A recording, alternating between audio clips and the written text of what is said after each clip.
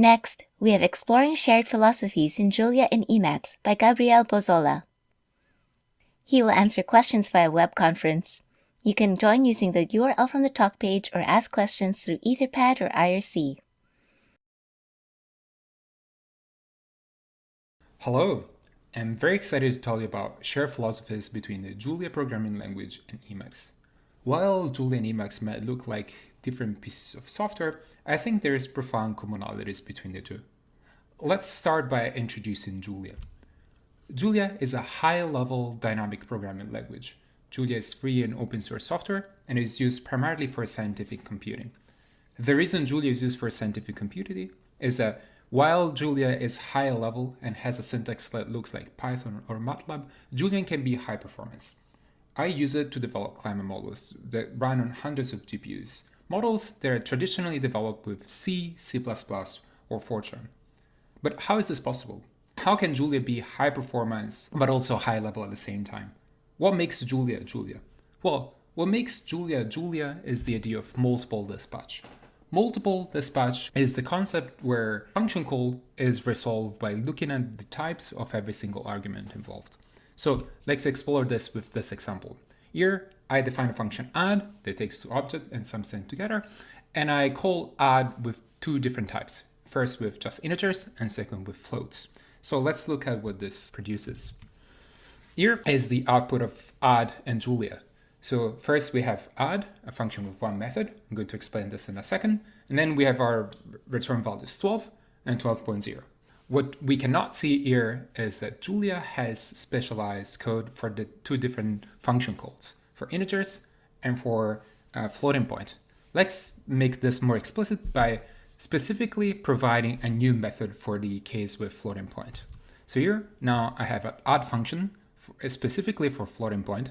Instead of taking a plus b, this returns a exponent b, let's call this. And what we can see here is that now we have two methods. So we add a new method to the same function. This is a method that is specifically for floating points.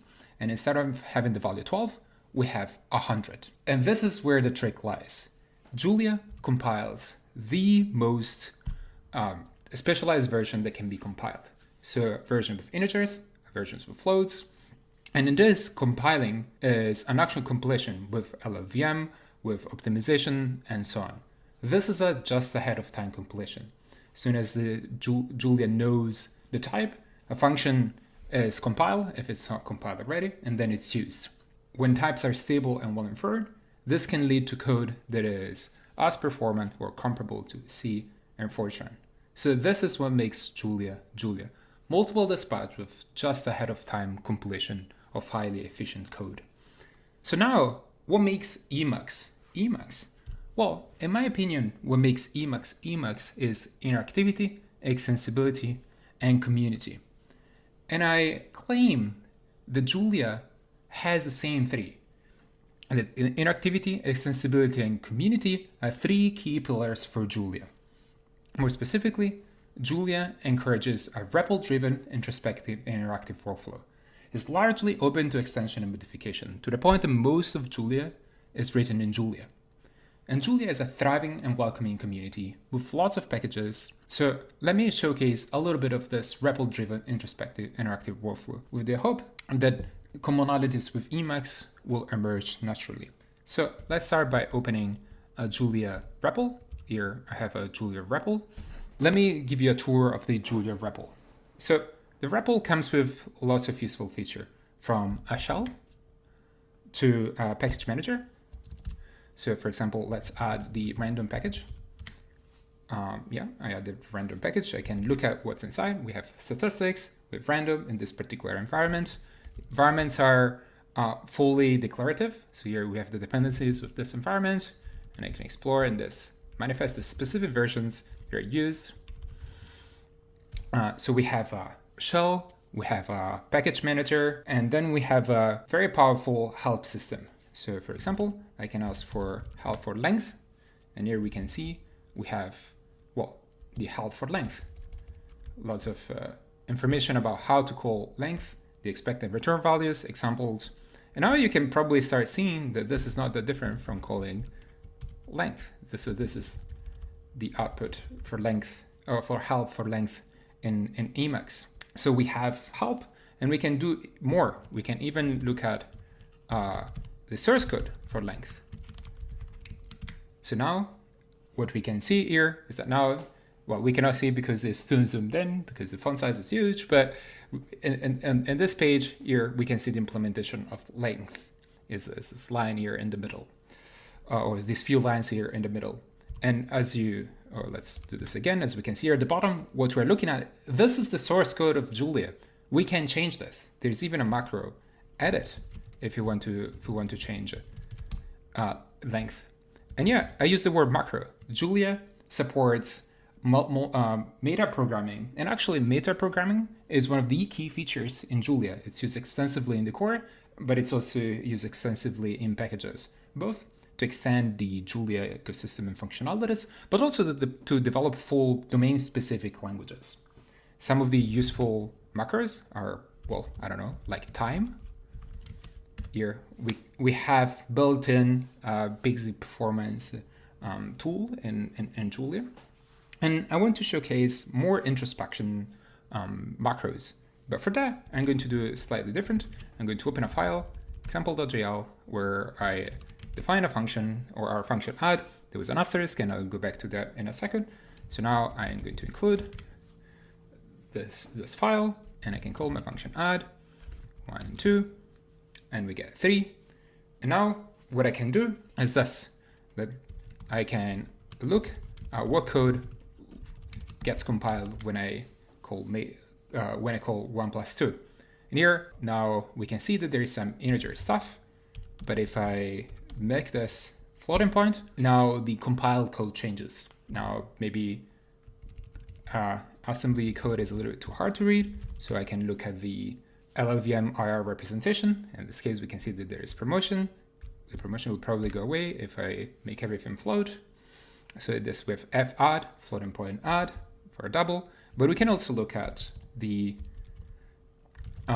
Julia lowered representation after the abstract array is produced. The reason I put this in a file is because now what I can do is I can change this, and now 1 and 2 will be 2. So this to me is very reminiscent of how I work in Emacs, where there's a global state that I can access and modify anytime with no restrictions. And this happens in Julia too. Typically, we don't want to modify functions that are in other packages or that are in base, but we can do that. For example, I can change what is plus for integers.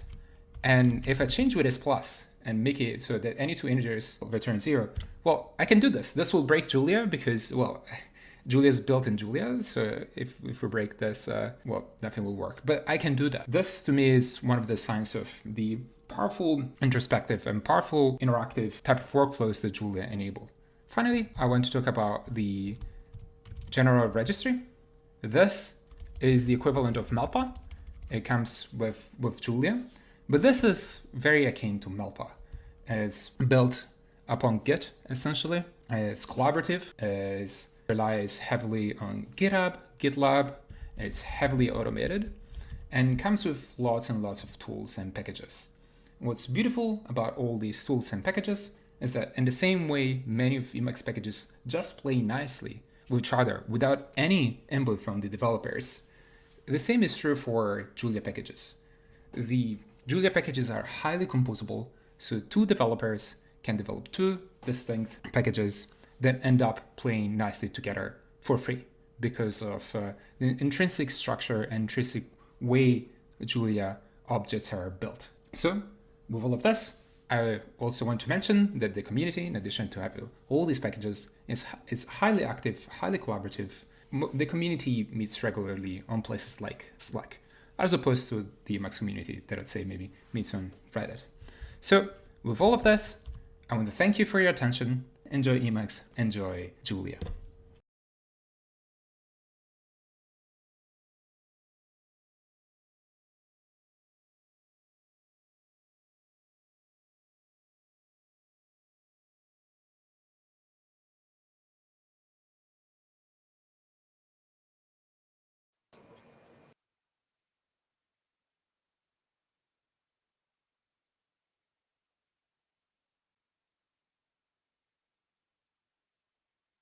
Hi. Thanks for making the jump with us into Julia. And I'm here now with the speaker, Gabriel, who will take a look at some of your questions and get into it some more with us. Thanks a lot, Gabriel. Thanks, Corwin. Yeah, thanks for attending my talk. I see this first question about in Q about debugging in Julia, and yes, I completely agree with you. So the question is about what can we do for debugging interactively in Julia and Emacs. And as the question points out, the main solutions that are proposed in Julia right now, debugger.jl and infiltrator.jl, are not particularly amenable to interactive use, and I agree with that. And what can we do about this in Emacs? Unfortunately, I don't have an answer to that. I think the infrastructure for an ecosystem in Julia in general is not as mature as other languages, and even debugger and infiltrator themselves are not particularly well developed. And so I don't think there's much we can do about that right now. I think that it's unfortunate that most of the development for these type of tools is tightly linked to VS Code. But even there, I don't think that there's much done in terms of interactive debugging. So I think this has to be worked on mostly on the Julia side first, and then probably Emacs can get something out of that. I know that there's development in debugger.jl itself for future releases to make it at least faster and more stable. But yeah, I think we're not there as Julia community itself. So yeah, let alone Emacs, integration with Emacs. The way I personally debug is mostly using, well, debugger and infiltrator with Julia REPL mode in Emacs. The second question, can you call out something that Julia has that Emacs does not, and which could benefit Emacs? Nothing stands out to me except the usual multi-threading and things like this. I don't necessarily see something that Julia has going on that Emacs doesn't have, but I see some differences in approaches that I think are important, like the community. I think Julia is a very active and tight community. Julia uses Slack and is very, very active. I think Emacs has something like that, but it's maybe more on Reddit, IRC. JuliaCon is big and brings together lots and lots of people. And I think the sense of community is really powerful. It's very easy to essentially meet people that are interested in what we're building and interested in what we're doing and interested in Julia and our hacker spirit. So I think Emacs is already a very strong community. We're here on a Saturday talking about Emacs, which again proves that we are doing this. But I like to emphasize that the community is a really important aspect in Julia that I think we should double down on our side. The next question is about Lisp syntax with Julia, like what we can do in Python. I don't think I'm not aware of any package that does that. I would bet that there's something there. I think that's possible. Indeed, there used to be a Lisp interpreter in Julia itself until the latest release. The syntax parsing was done with a Lisp. It was called FemtoLisp, indeed. I think we got rid of this for our more Julia-based solution that is faster and with better code provenance. I think that it should be possible to use the metaprogramming features in Julia to change the structure of your syntax to be a Lispy syntax. I do want to emphasize that you can, Julia is heavily inspired by Lisp, so I wouldn't be surprised if something like this were possible. I have tried Julia Snail. So the next question is about Julia Snail. I found Julia REPL to be a little bit easier to set up and use. So I just settled on that. I should maybe revisit. that in particular uses Julia REPL with the vterm backend, which essentially have a companion REPL to my scripts, and that works for me. I do think that the tooling could be improved. I think there is definitely much room, and I would like to see improvement in that area. So we have data inspector for Julia REPL. I don't think so. Is there any data inspector for the Julia REPL that we can use in Emacs? I'm not sure. I don't think so. I think the way I look at data is essentially ignoring Emacs quote unquote, is just using the REPL, and again with Julia REPL. So I'm not aware of any specialized tool. And again, maybe this is again a good moment to emphasize that tooling, the Julia community clustered around VS Code, and there is tools like that pretty much only work with VS Code, unfortunately. And while there's a very, very decent Julia mode and Julia REPL mode and Julia Snail, there's definitely room for improvement. Next, we have a question about literary programming in Julia. I haven't done much of it with like Babel or anything else. I haven't done much of it. I can say that Julia has developed a new iteration of notebooks called Pluto. Here I'm thinking about Jupyter notebooks. The Pluto notebooks for Julia try to remove a bunch of the pain points that Jupyter notebooks have, meaning you cannot easily commit them to Git or things like this. I haven't used them, but I know some people are very fond of them. And so I think that's what some of the Julia community would use for notebooks, and I think they can interact with Emacs with no problem. And that would be a form of literary programming. But if you can do it in Python, you can do it in Julia. I think there is no reason, and actually, you can take advantage of all this just-in-time or just ahead of time compilation by keeping the same session. So you can, I think, will be definitely a nice use case. So these are the questions that I see here. I'm going to scroll through the comments and see if there's something that I should say about comments. I'm excited people want to learn Julia. I have to say that if I want to do GPU computing nowadays, I find it much easier to do it with Julia than with CUDA. So I encourage people to look into that. And I do again, I would like to share that what makes me excited about Emacs, about this being open, being collaborative, being introspectable with documentation, is something that I find in Julia. So I think people that are excited about the same features will find a little bit of joy in working with Julia.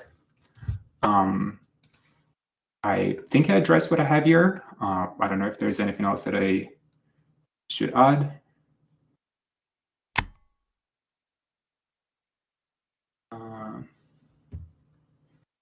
It took me a minute to unmute there. No, I think that was awesome, and thank you so much. I guess I didn't. I thought it would collapse that shared area on BBB. My mistake. On the stream, or I would have left it open. But in any case, no. I thought that was great. You did a great job of responding to all the questions and comments, and thank you again so much for your talk and getting us all excited to learn Julia. Thank you. Enjoy EmacsConf, and again, thanks so much for attending, for being EmacsConf. Thank you.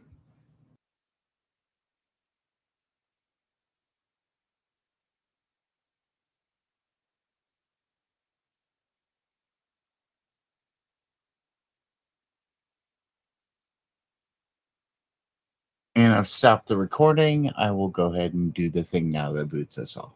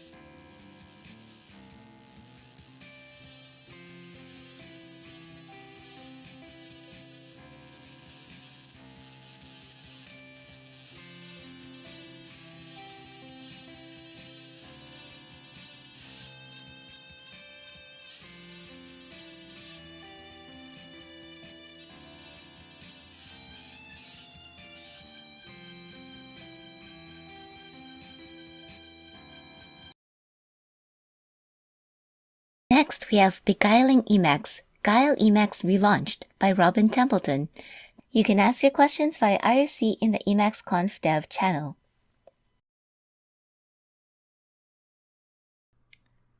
Hello everyone, I'm Robin Templeton, and I'm going to talk about Emacs Beguiled and recent progress on the Guile Emacs project.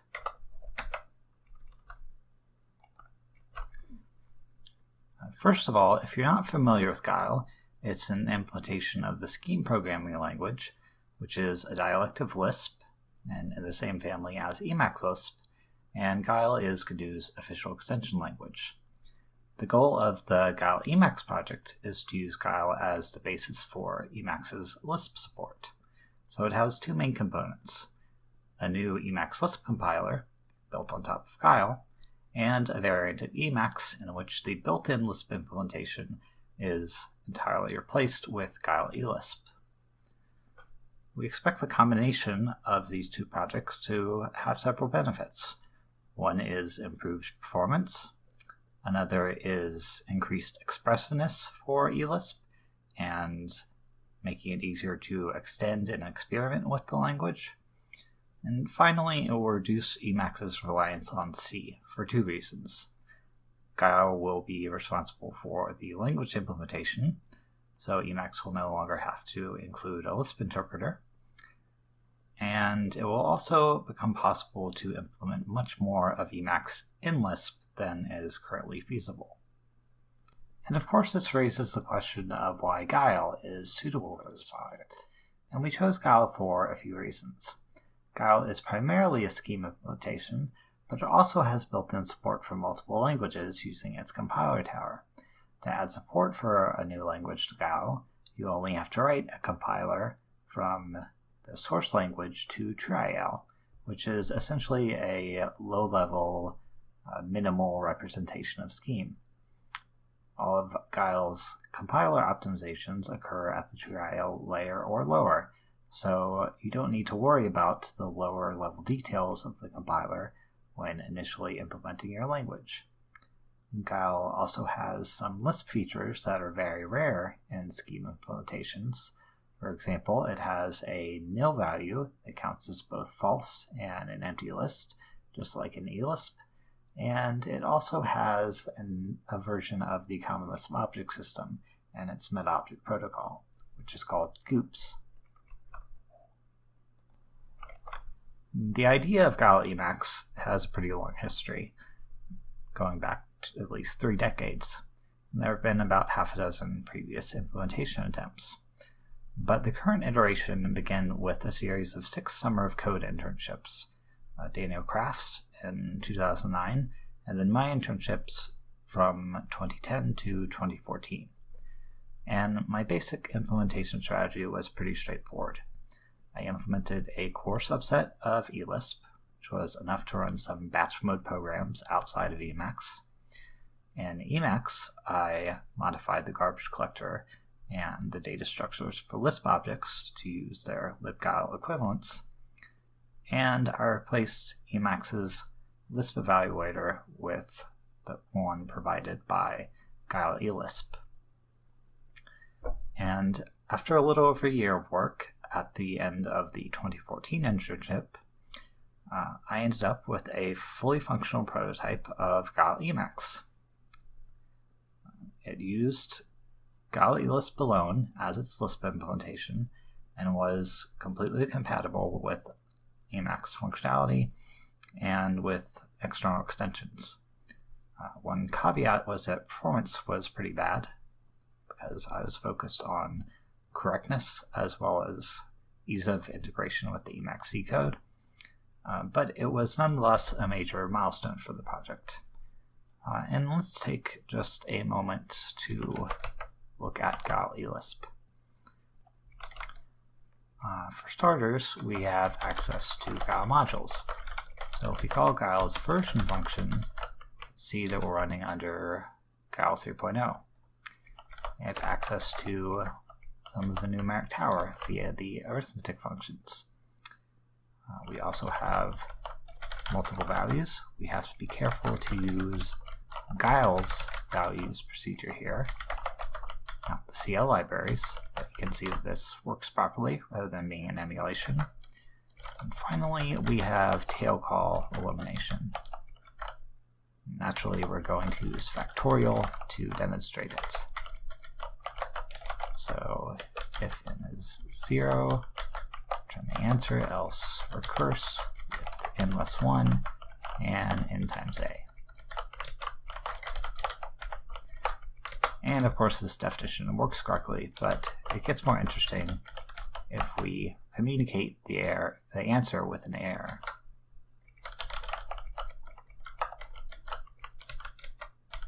In order to look at a backtrace.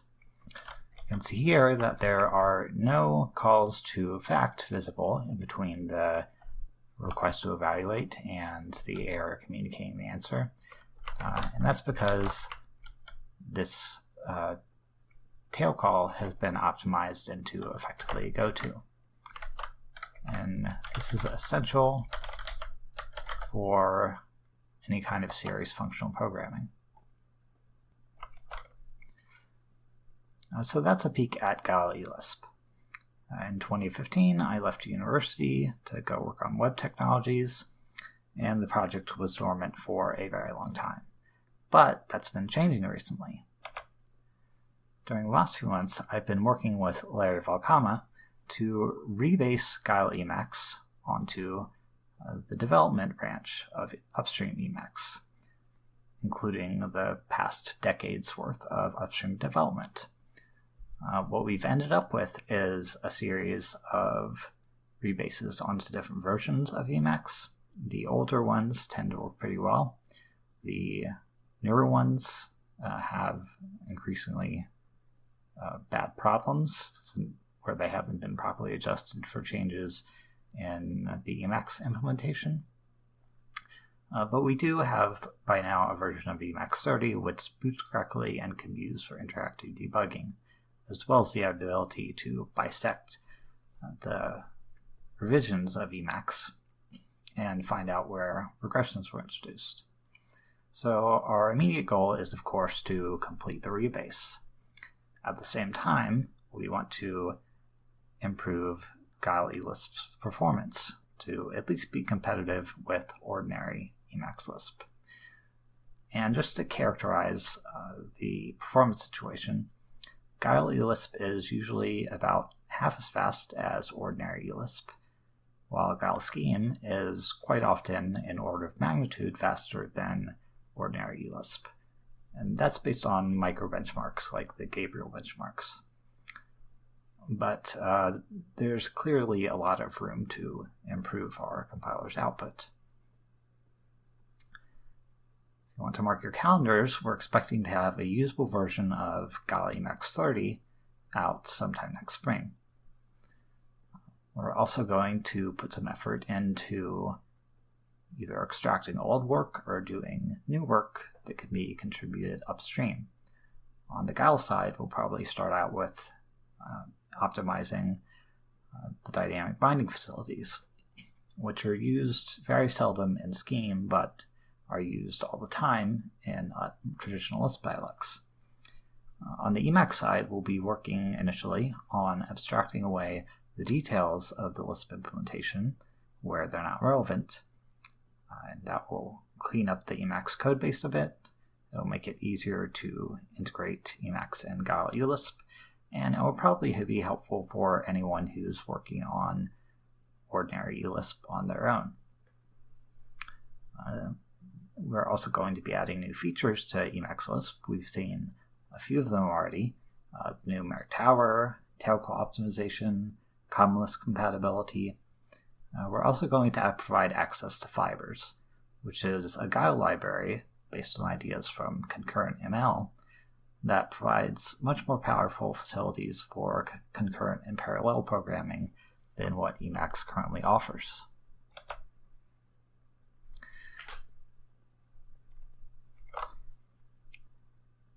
And this plan meets Emacs's basic goals, and it's work that we could maybe get integrated upstream in a reasonable amount of time.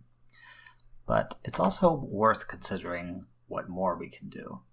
and what effect Guile Emacs might have on Emacs if it becomes simply Emacs.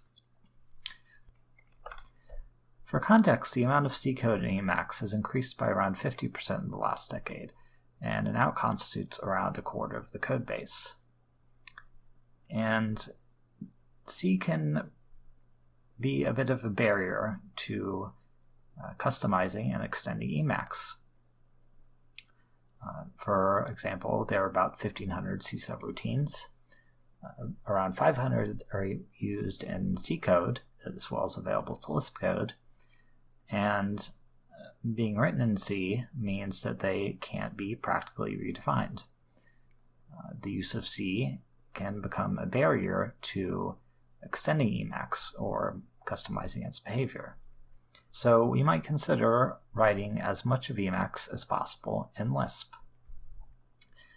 And one way to speed up this process would be to provide a common Lisp implementation for Guile. Note that between Guile eLisp and Guile Scheme, we have all of the essential ingredients for a common Lisp environment.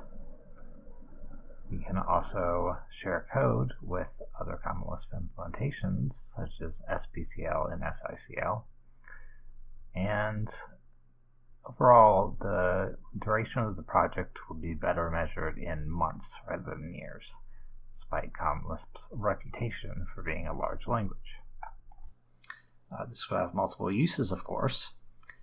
It could be a model for future improvements to eLisp, because eLisp and CL can interact directly without problems, and it would be very easy for eLisp to borrow language features from Common Lisp.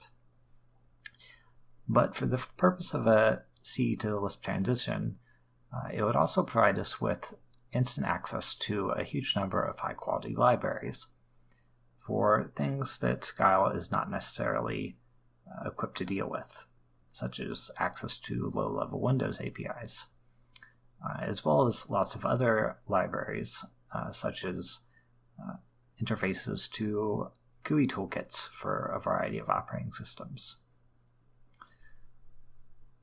And at a certain point, this has technical advantages. If most of Emacs is written in Lisp, then we could consider using Guile Hoot to compile Emacs to WebAssembly, making it available perhaps in web browsers or on systems with the WebAssembly system interface. But it would also be a great victory for practical software freedom. That's the idea that Freedom 1, the freedom to study and modify programs, should not just be legally and technically possible, but should be actively encouraged by our computing environments. Emacs is really one of the archetypal examples of this, but we can and should go further. When Emacs is implemented primarily in Lisp, the entirety of the system will be transparent to examination and open to modification. Every part of Emacs will be instantaneously inspectable, redefinable, and debuggable. And this will be a fundamental change in what is possible to do with Emacs extensions. For example, one experiment I'd be interested in is using the Common Lisp Interface Manager as the basis for Emacs's user interface. ScrewLisp is giving a talk about McLean later today, but for present purposes, just think of it as a superpowered version of Emacs's concept of interactive functions. It would be a pretty long-term project in Emacs as it currently exists, but it would be almost trivial if Emacs were customizable at the lowest layers via Lisp. And we'll certainly be looking at the practicality of these kinds of changes as we continue developing Guile Emacs. Finally, how can you get involved with and support Guile Emacs? One way to help is just by trying it out and letting us know what your experiences are like. There will be a snapshot available on the Codebird project site of the version that I'm using to give this presentation. It will be available both as a Geeks package and as a portable tarball. This will be more interesting as we get closer to a complete rebase. We're also always happy to talk to potential contributors or potential collaborators from other projects. We can always use bug reports, and we're interested in what kind of features people actually want to see in Guile Emacs. Guile Emacs is also being developed by a small worker cooperative. So donations are a pretty direct way to support the project. If you do nothing else, I recommend going to the website and subscribing to our mailing lists so that you can keep up with news on the project. If you're watching this at EmacsConf, there will be a Q&A session immediately following this. And thanks for watching.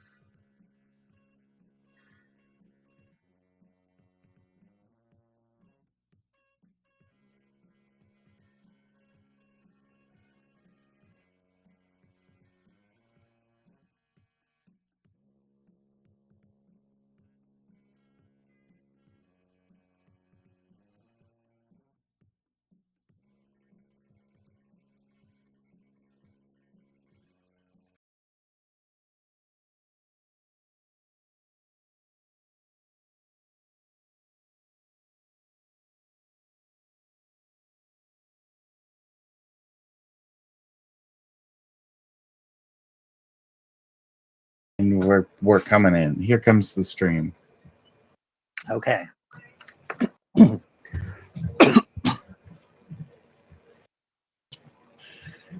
All right. Hey, thanks for bearing with us there. We had a couple of bumps in the road, cross between a couple of different versions of our program that we deliver here, different ways that we bring the stream together between the recorded content that speakers are putting together in advance and the live content, such as what you're seeing right here. So thanks Scott, Sasha and Leo and everybody behind the stages gluing it all together. And we're back here now, and I'm speaking with Robin, who is ready to take on some of your questions and address some of the comments over here on the Etherpad. If you want to jump in there, there's links in the chat. And thanks so much, Robin, for your talk. And it's also been a pleasure chatting with you just a little bit over the last couple of months on IRC. Yeah, absolutely. Great meeting you.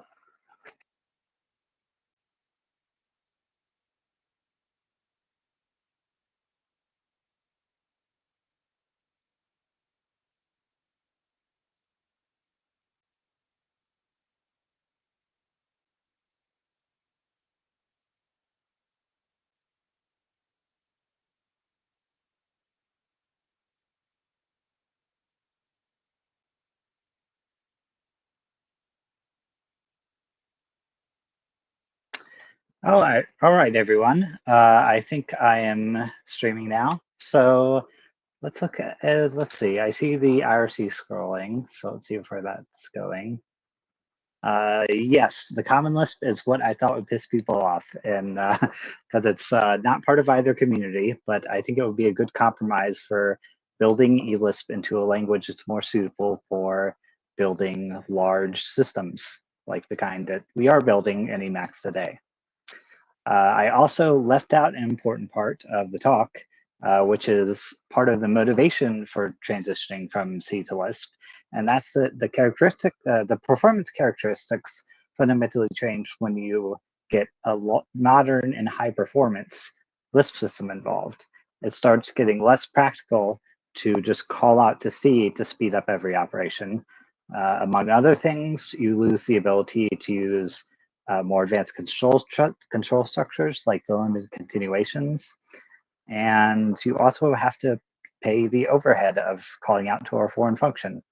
So it gets to be an increasingly better deal to optimize your Lisp implementation and provide ways for building faster Lisp programs, such as type annotations, once you've gotten over a certain threshold of performance. I'm going to look at the pad. Oh, here we go. The first question is about fibers and whether they help with making eLisp concurrent in terms of its data structures. Yes, that's absolutely correct. Fibers by themselves do not provide thread safety for any of the existing Emacs data structures. What they are useful for is building things that don't use Emacs data structures, say a network client that reads input from a stream, or in Scheme, a port, or in Lisp, a stream instead of a buffer. And we can also take a look at options for making more Emacs features concurrency safe or thread safe. For example, we could introduce the idea of a thread local buffer that didn't require locks for sharing between different threads. And I'm not sure how that would develop, but I'm sure the Emacs maintainers already have some ideas in this direction. And Fibers will basically provide a high performance system that you can use apart from ordinary Emacs Lisp constructs. Let's see, we have another question. Emacs is roughly 25% C. How much of Guile is in C? Well, part of my point about C is not so much that well, obviously I phrased it a little provocatively, but the problem is not so much that there is C, but that there is so much C involved at every single layer of the application.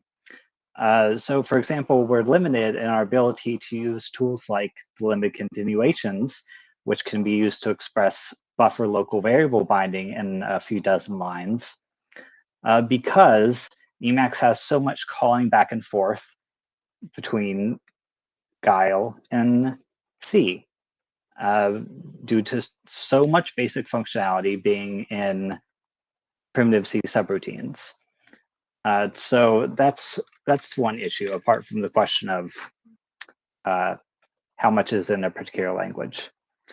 To answer the question about Guile, Guile has about 165,000 lines of scheme code and about 160,000 lines of C code. So it's about half and half.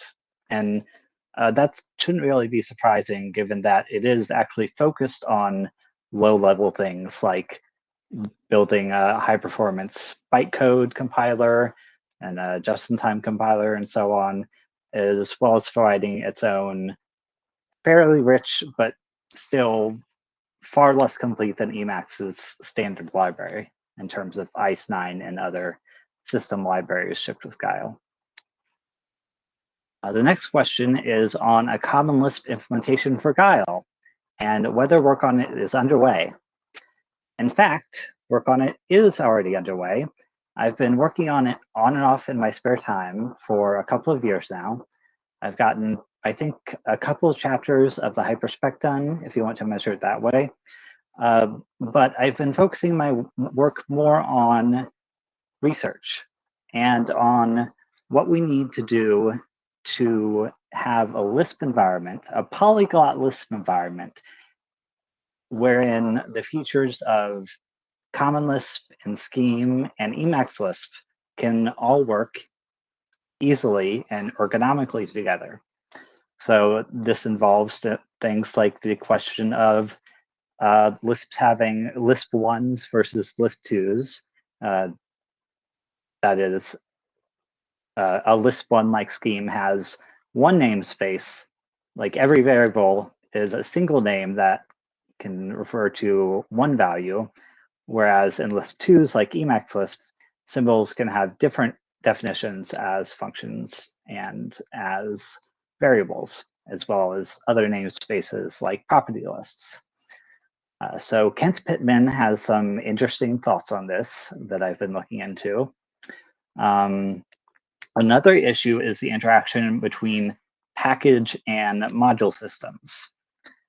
So I don't have really anything ready to publish just yet on this, but I have been looking into the background issues of integrating this into Guile in a useful way.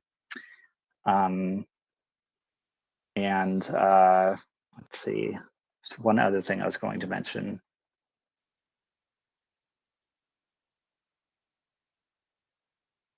Okay, I've lost it, but yeah, there is some work already, and if people are interested in moving Emacs in this direction, then we'll certainly start working on it in earnest. Another question, did switching from Guile 2 to 3 give any performance benefits? Well, honestly, we're not really benchmarking stuff here because Guile Emacs has so much overhead from structuring the compiler to closely conform to Emacs in terms of like even things as simple as metadata layout for variable information. So I haven't actually noticed a perceptible change. I would guess based on the Gabriel benchmark results that it has benefited from somewhat from Guile 3's performance improvements. But for Emacs, I just don't know yet. And working on the compiler's code generation and lowering the overhead is going to be the thing that provides the most return for improving that aspect of Guile Emacs.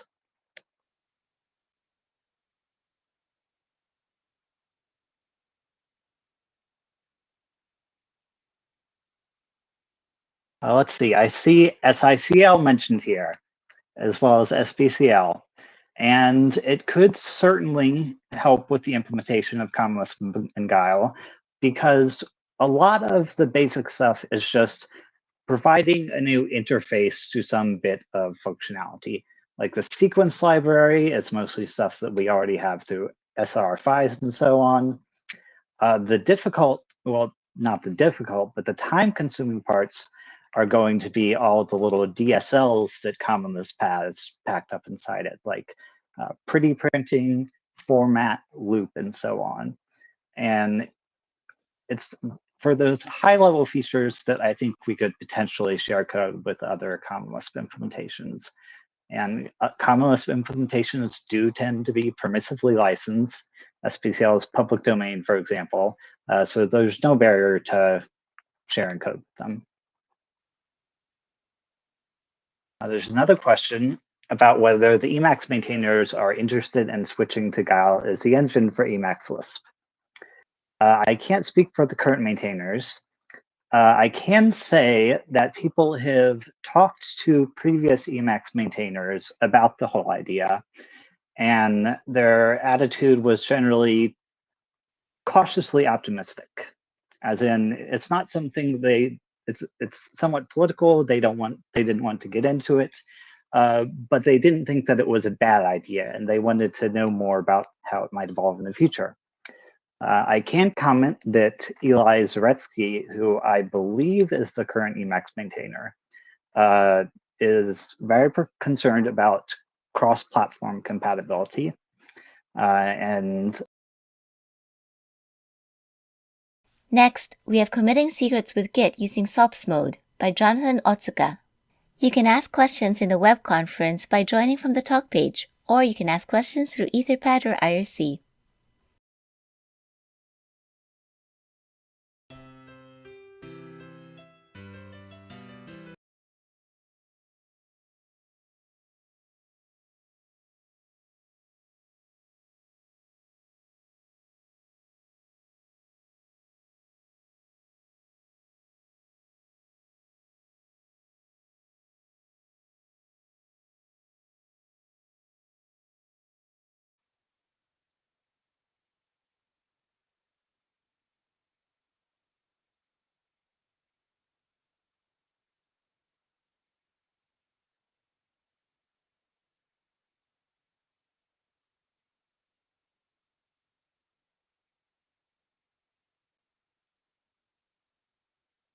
All right, we are currently live. So Jonathan will now talk about his, I forgot the naming, but committing secrets is Git using SOPs mode. So feel free to present it.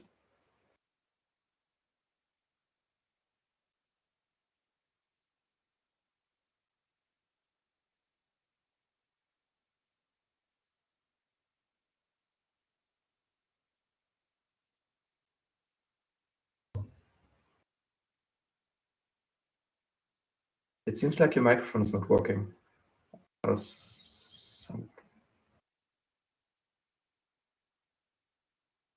No.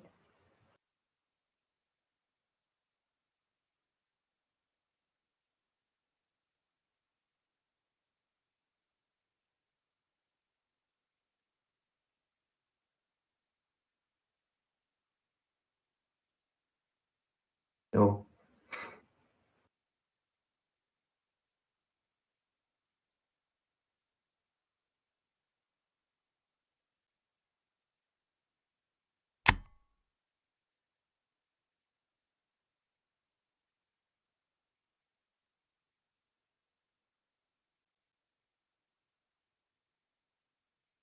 Okay, folks, so we are having a little bit of a microphone problem right now, so we are waiting for the speaker to come back. We'll be there in a second.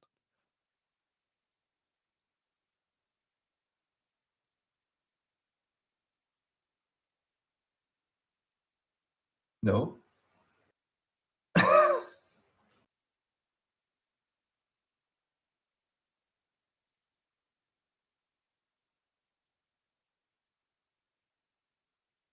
All right, bear with us, folks. We are doing the best jazz hands impression we can whilst Jonathan is repairing the microphone.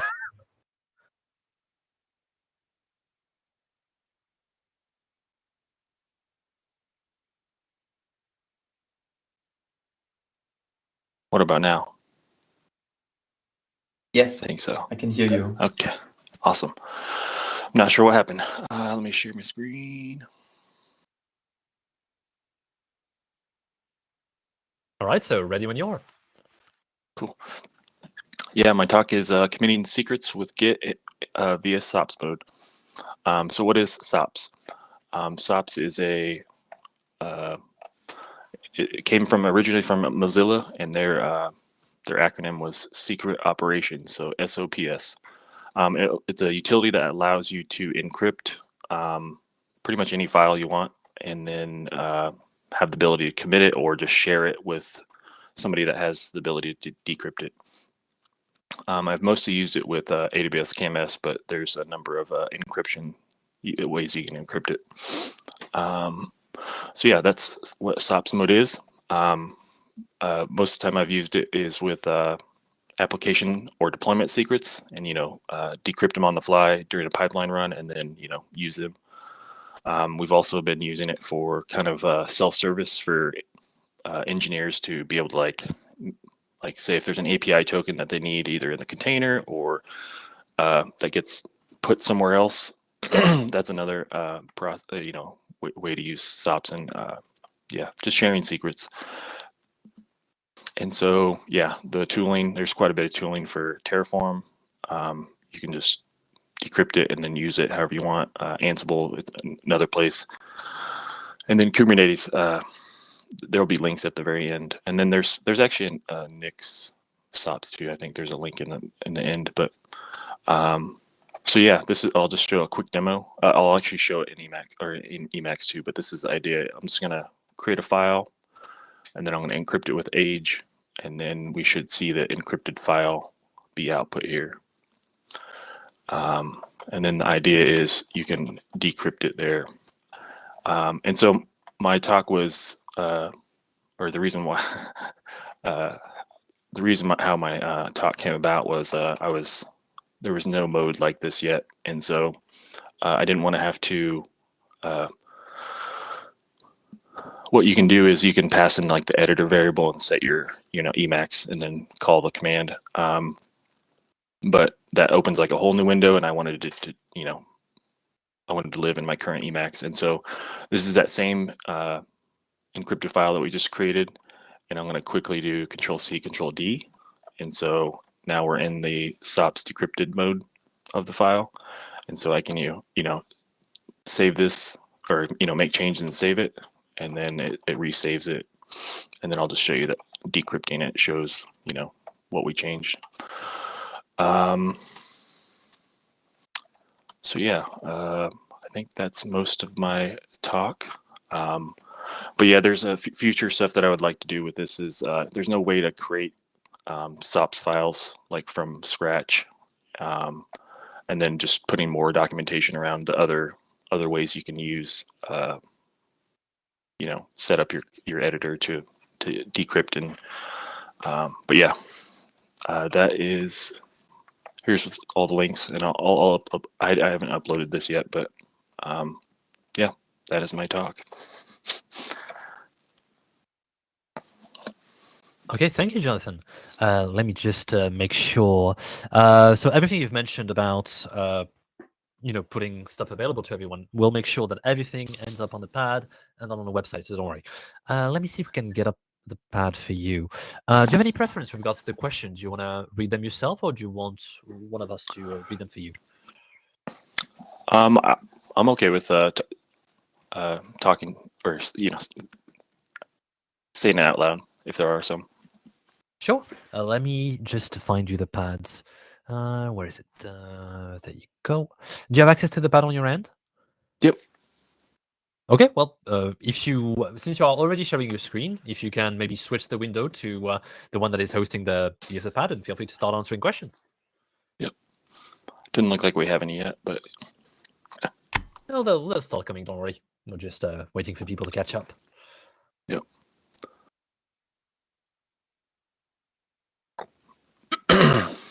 I probably need to make it bigger. Is it big enough, or do I need to make it bigger? Right now it's just a black screen on my end, so. Oh wow. Weird. I can see it on mine weirdly. Maybe it's just me. Let me check here. No, it seems to be just a black square, even on the stream.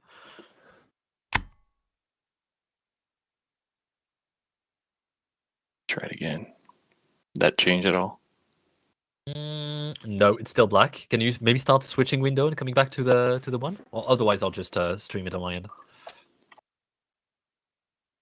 Yeah. You know what? I'll do it. I'll take presenter. Okay. Give me just a second. Yeah, sorry about that. Thank you. If I can take presenter, and I will share the screen.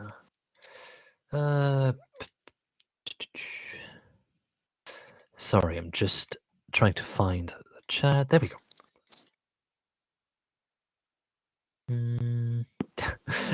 Normally, I'm not supposed to be on the dev track, which is why I'm confusing all my windows. Give me just a second.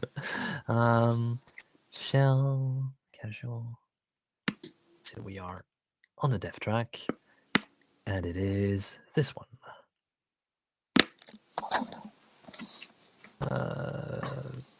There we go. No, that's not a guide. Damn it. Secrets. And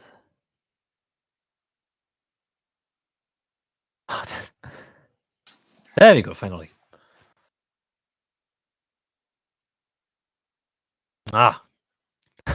Apologies for the delay. Do some jazz hands in the background as we did in the start. It feels like you're the guest talk this year where nothing works properly. That's right. All right. There we go. It's loading up. Obviously. There we go. All right. You should be able to see my screen now. Yep. All right. So, well, we've gone so far. Oh, it did stop. Damn it. Sorry. Now it's BBB not behaving properly. That's right. Okay, let me just leave and join again. Okay. I just did exactly that for what it's worth.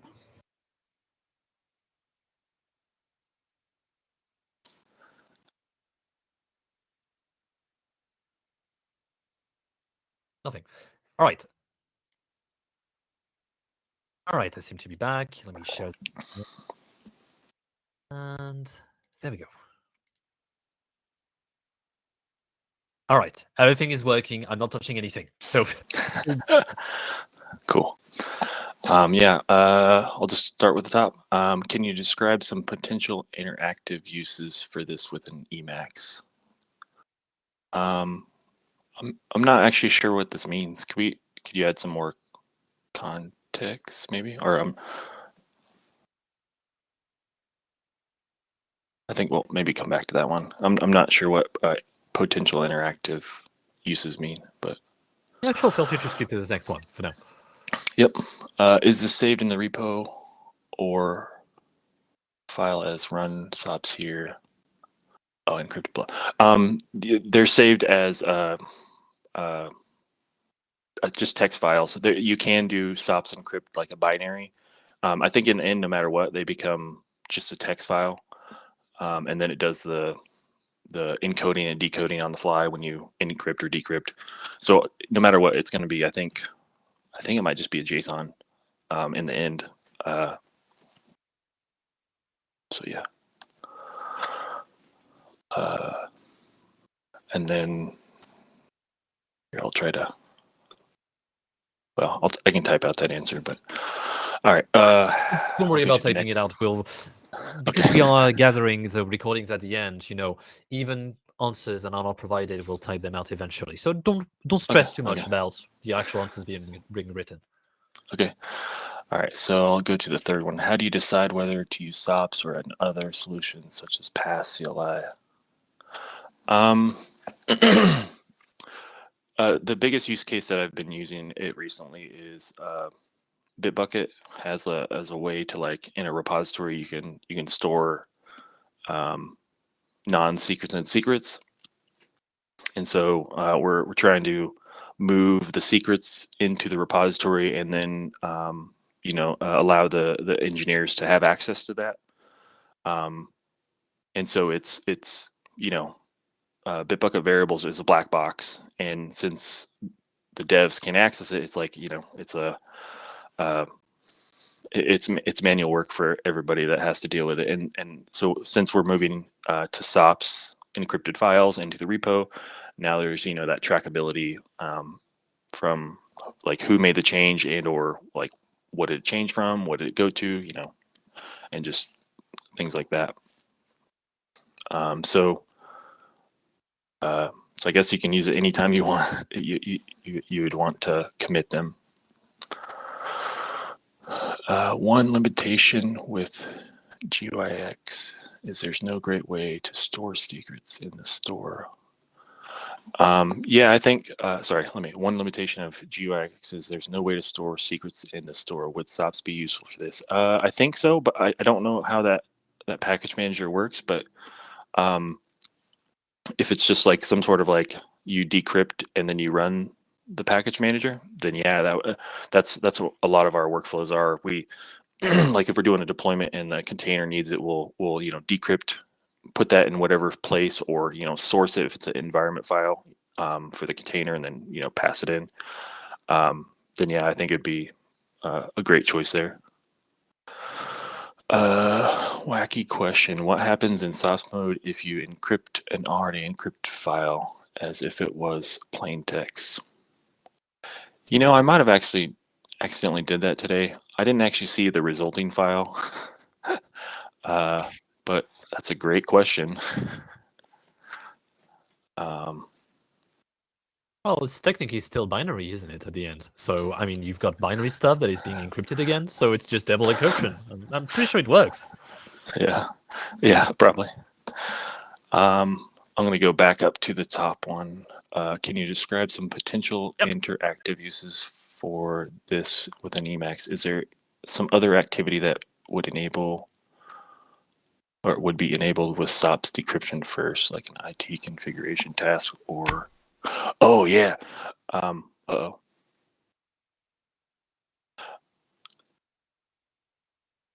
So in the README right now, there is a block, and it's called like SOP setup environment, and I think it's a hook. Don't quote me. I haven't touched it in a while. So but I think that hook runs prior to like doing any sort of decryption or encryption. And so there's an example in the README for ways that you can set up your SOPs mode for like AWS. So you can like set the profile.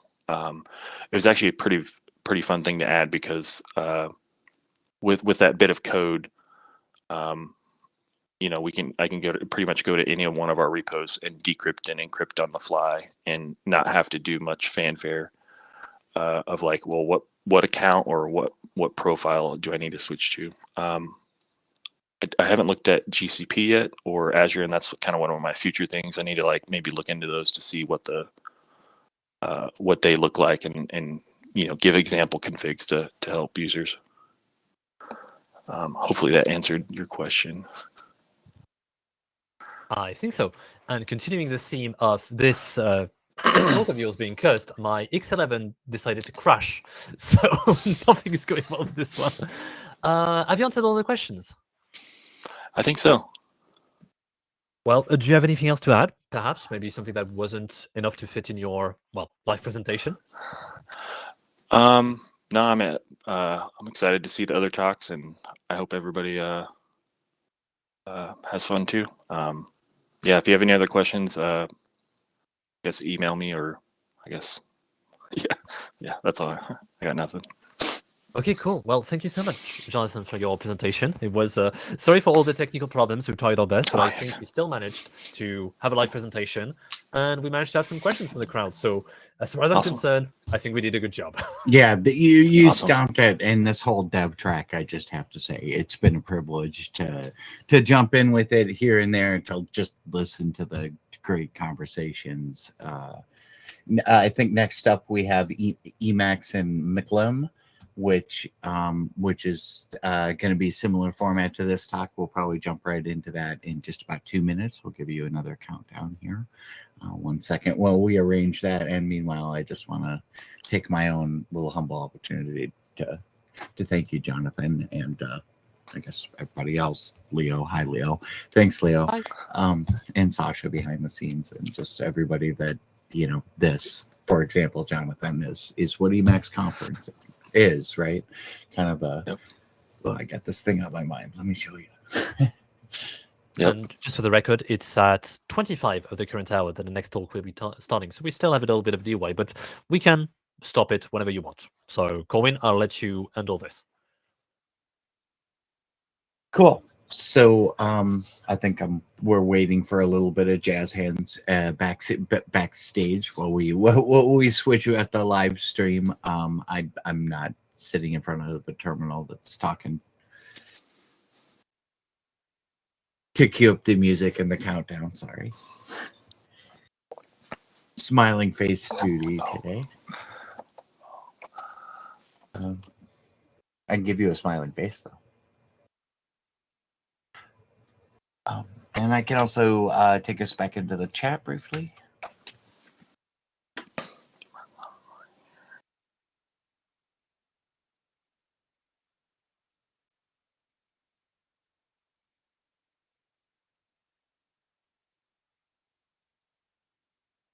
And I'll go back.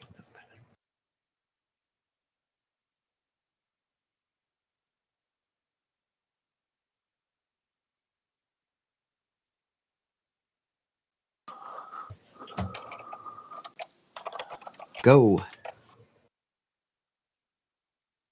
All right, and thanks a lot again. One more time, Robert. Looking forward to seeing your conversation.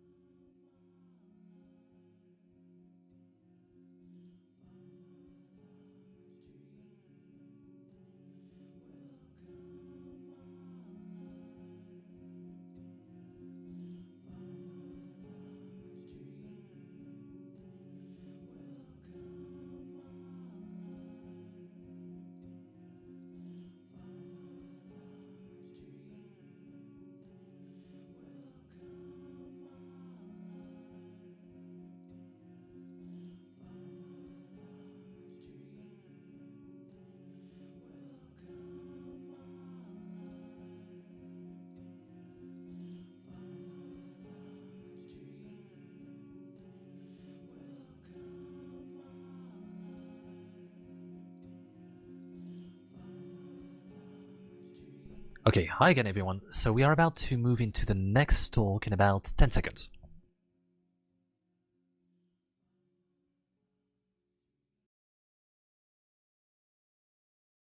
Next, we have eLisp and McClim by ScrewLisp.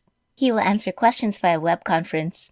You can join using the URL from the talk page or ask questions through Etherpad or IRC.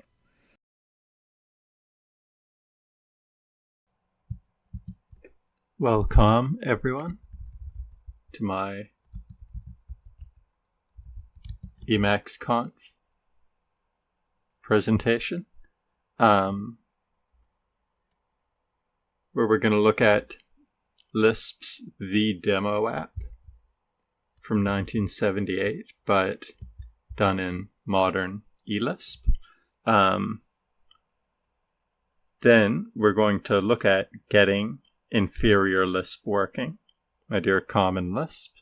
And then we're going to use the Common Lisp Interface Manager, the open source child of the Common Lisp Interface Manager, McClim,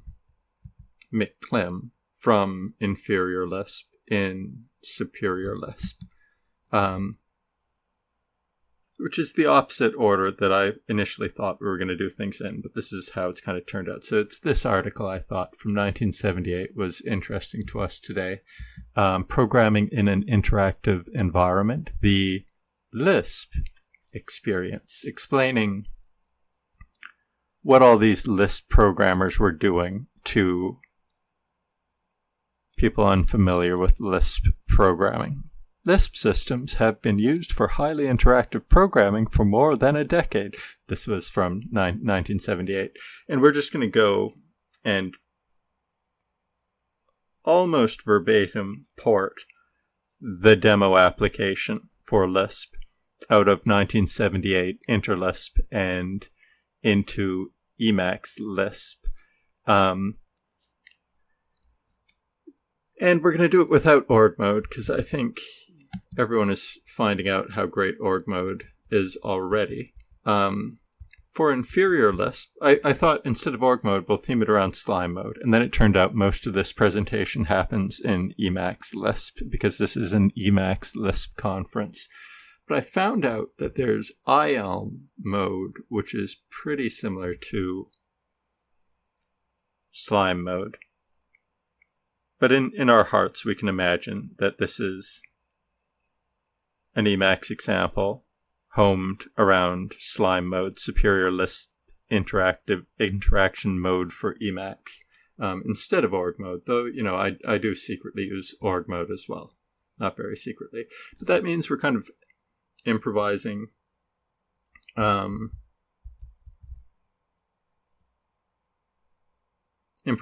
presentation mode. So we have this big buffer of eLisp, and let's just, this is me, not Sandwall, out of interest. Let's make a keyboard macro, go get the S expression wherever the cursor is, move it to the next S expression, paste it in here, and the keyboard macro. All right. And what was basically happening? So the demo application in this case is a scheduling application. And so you can imagine improvising a calendar like this if you weren't existingly using an org mode integrated calendar. So, you know, just have a list, and maybe each list is of sublists, where the first element, the car of the sublist, I guess, is a sensible sounding date format like Sat Dec 7. This is clearly the first day of EmacsConf. Then after that, a list of basically from and to times, and then a quick written description of the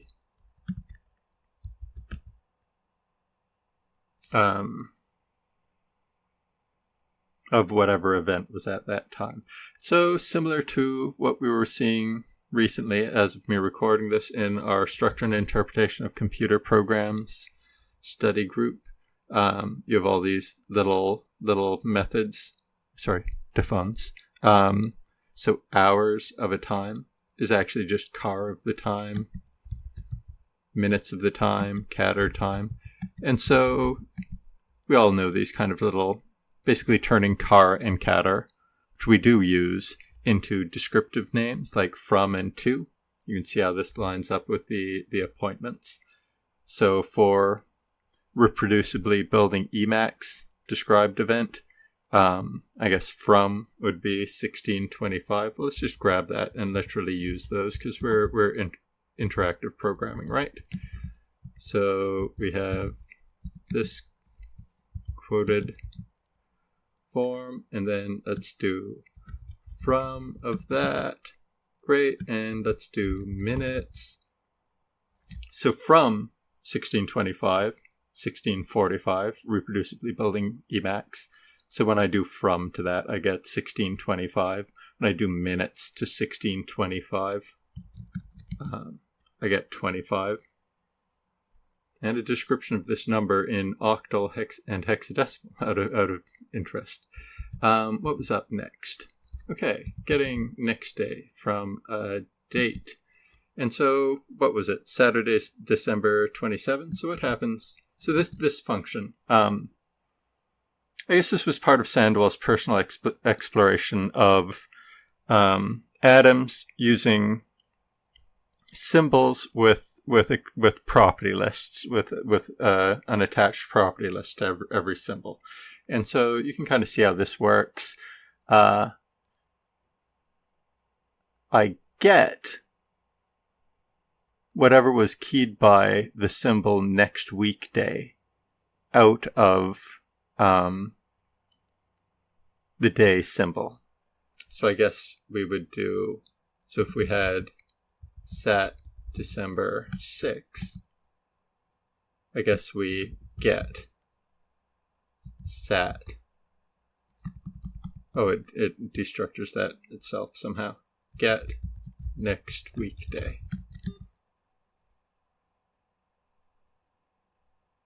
Sorry, next day.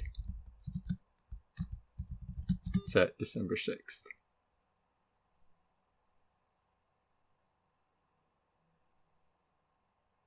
But, of course, these weren't defined yet. So what if we set get sat next weekday? And it's going to be Sutton, right? And then if we next day sat December 6th, Sunday, December 7th.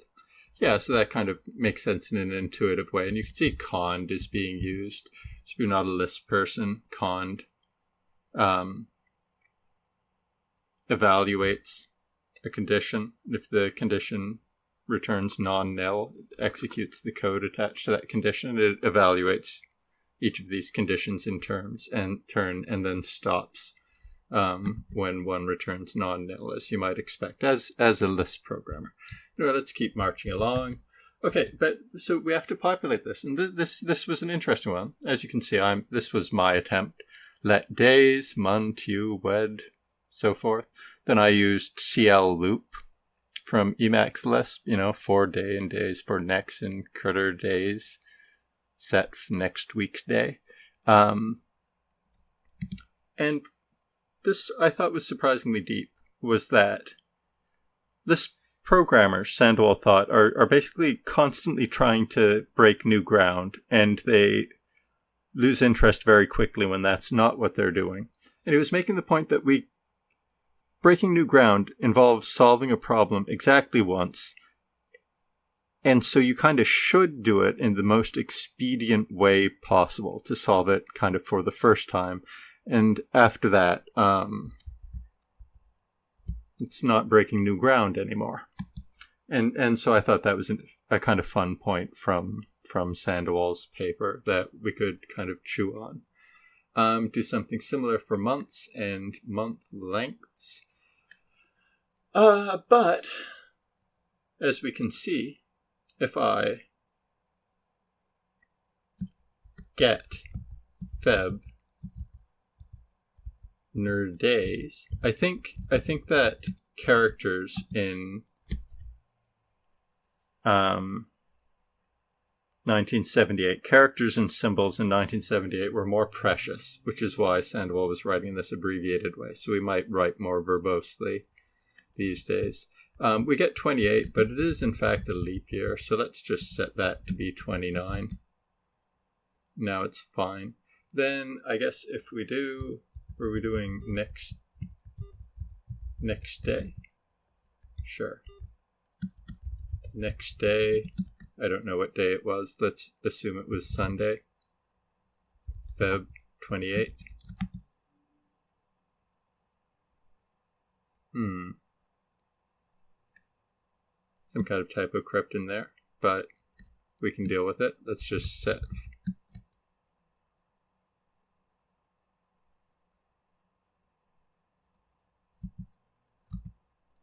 get sun next weekday month.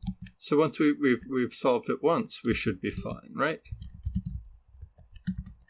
Okay, I think I have to speed up a bit. Yeah, there we go. Monday, February 29. And then what if we next day, Tuesday, March 1st. Okay, it basically seems to be working. And I'd argue it's actually fun that we kind of had to do that. Then just imagining you're kind of functioning with other people. Day begins at 900, ends at 1700, so kind of a 9 to 5 imagining, though perhaps shorter is more appropriate, but let's not quibble about that. What was happening next in this app? Holes in. Oh yeah, so get me the free slots in from start time. List of appointments, remembering characters, I guess, were more precious, is my theory. And then an end time. So if I go holes in, and then from 900 to where I've written 9 space 00. And what are my appointments? So I have a list of appointments that need to have start times and finish times. So let's go 12:59 to 13:01.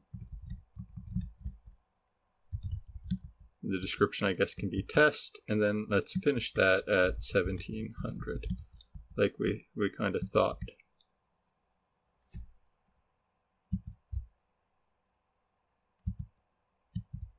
Oops. Some of these were meant to be arguments.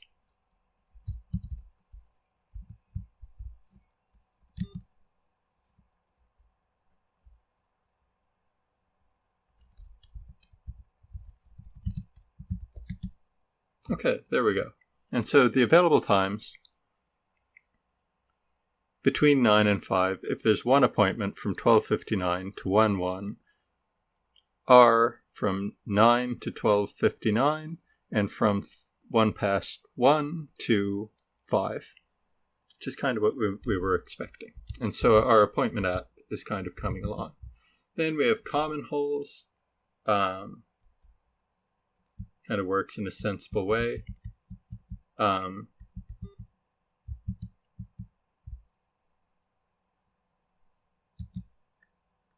Do we have, what are some common holes from 2 lists of appointments, I guess? Common holes.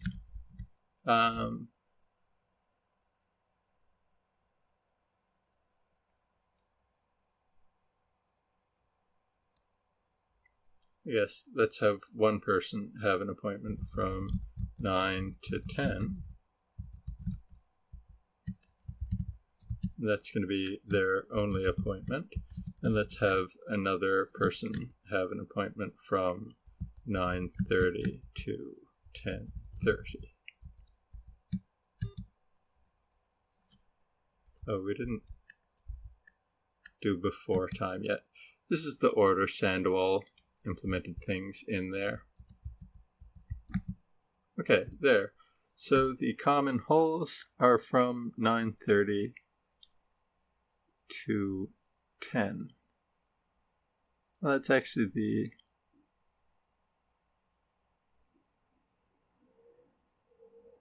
overlapping time. Well, I'll re-record this if some kind of gremlin has crept into my things.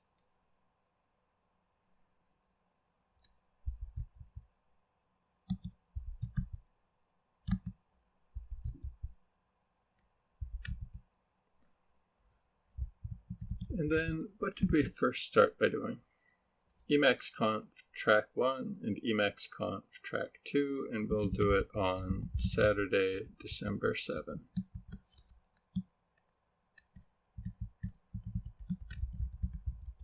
Common time, and I'm being prompted, of course. EmacsConf track 1, EmacsConf track 2, the date that we grabbed. Let's say we want 5 minutes.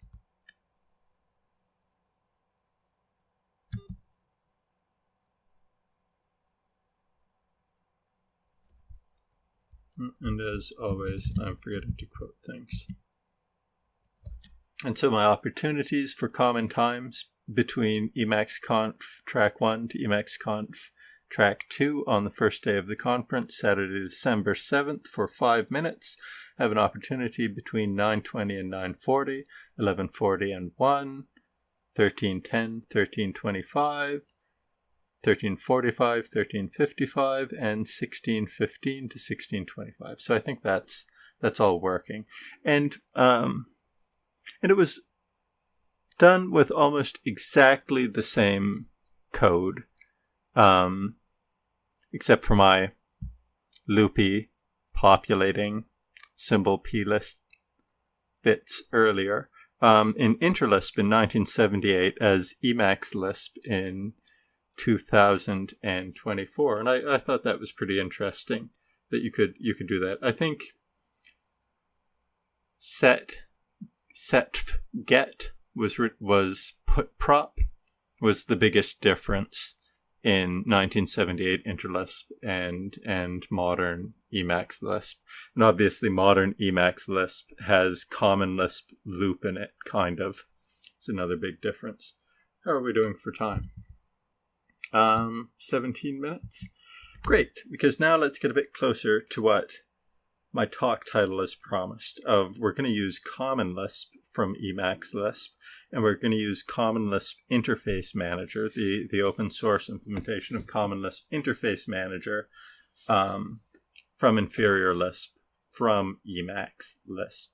And what we just went over in Sandoval's paper, this was the starting point. And Sandoval says, well, if you just kind of jammed these ideas using lists, you just kind of made hour a synonym for car and minute a synonym for catter and so forth, you can then make a whole bunch of improvements. Can we actually get a glimpse of the... No, I didn't really write this. Yeah, so you can see I basically just ported out of the Interlisp code in the text of this paper. Yeah, you see from lambda of appointment, car appointment. And that's define Q. I guess Interlisp in 1978 used define Q, whereas we used defun in eLisp. But I'd encourage you to explore that yourselves. But the extension that I wanted to develop today is, since Common Lisp Interface Manager is just Lisp, and Inferior Lisp is just Lisp, and Emacs Lisp is just Lisp, and Interlisp in 1978 is just Lisp, we could kind of use them all together in a kind of funky way. But a complaint that you often hear, or a statement of confusion that you often hear as a Lisp person, people from other languages often can't kind of figure out how to get started with Lisp. So I'm just going to try and do everything here and now. And this is the second piece of my 3 pieces. So let's just get Inferior Lisp and McClem happening. And so we normally use Slime, Superior Lisp Interaction Mode for Emacs. which we could get from the Emacs, from Emacs's package manager. So if I go package list packages, and then we wait for however fast my network is, we're going to see how long it's been since I updated something. Yeah, but you see it's in Melpa, right?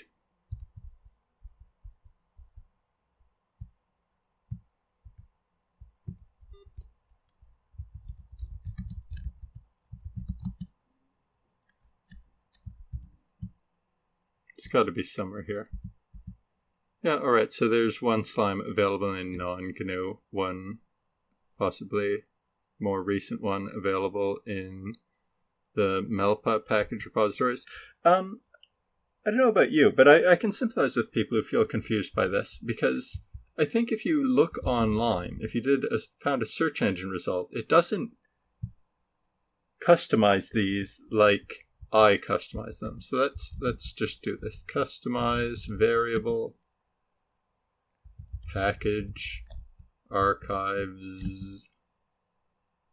Yeah, and you can see here I've instad GNU, non-GNU, and Melpa. It's Melpa, not Melpa stable. Saved and set. So that's how I do that. So we're just kind of totally get an inferior Lisp working. And then, like we saw before, is my occur buffer still open? No, occur. Slime.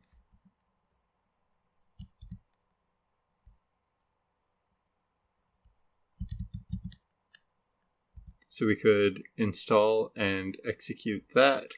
I cloned Slime since Common Lisp people might use Slime and Swank like McClim does outside of Emacs. I think we can secretly see I've got it here already in my .emacs.e slime. But you could install it like that. So the hotkey is I, and then execute to execute the install. I realize you all already know this, but many of you might not yet be Common Lisp programmers, and you can use both superior and inferior Lisp. Instead of package archives in Emacs in inferior Lisp, and with great controversy, we often use Quick Lisp. People sometimes complain Quick Lisp releases get out of date quite quickly. But there was one recently, so they're pretty in date. And so there should be so basically you download quicklisp.lisp, you check its SHA-256 sum. So I guess in OO over here, if I press D, Screwtape downloads quicklisp.lisp. Great. If we open a shell, realize that this is just riveting for all of our experts there. SHA-256 downloads quicklisp.lisp. Your SHA-256 might be different to mine. Somebody please tell me, during the actual conference, the right Emacs idiom to do this. I guess it will be tools decrypt something.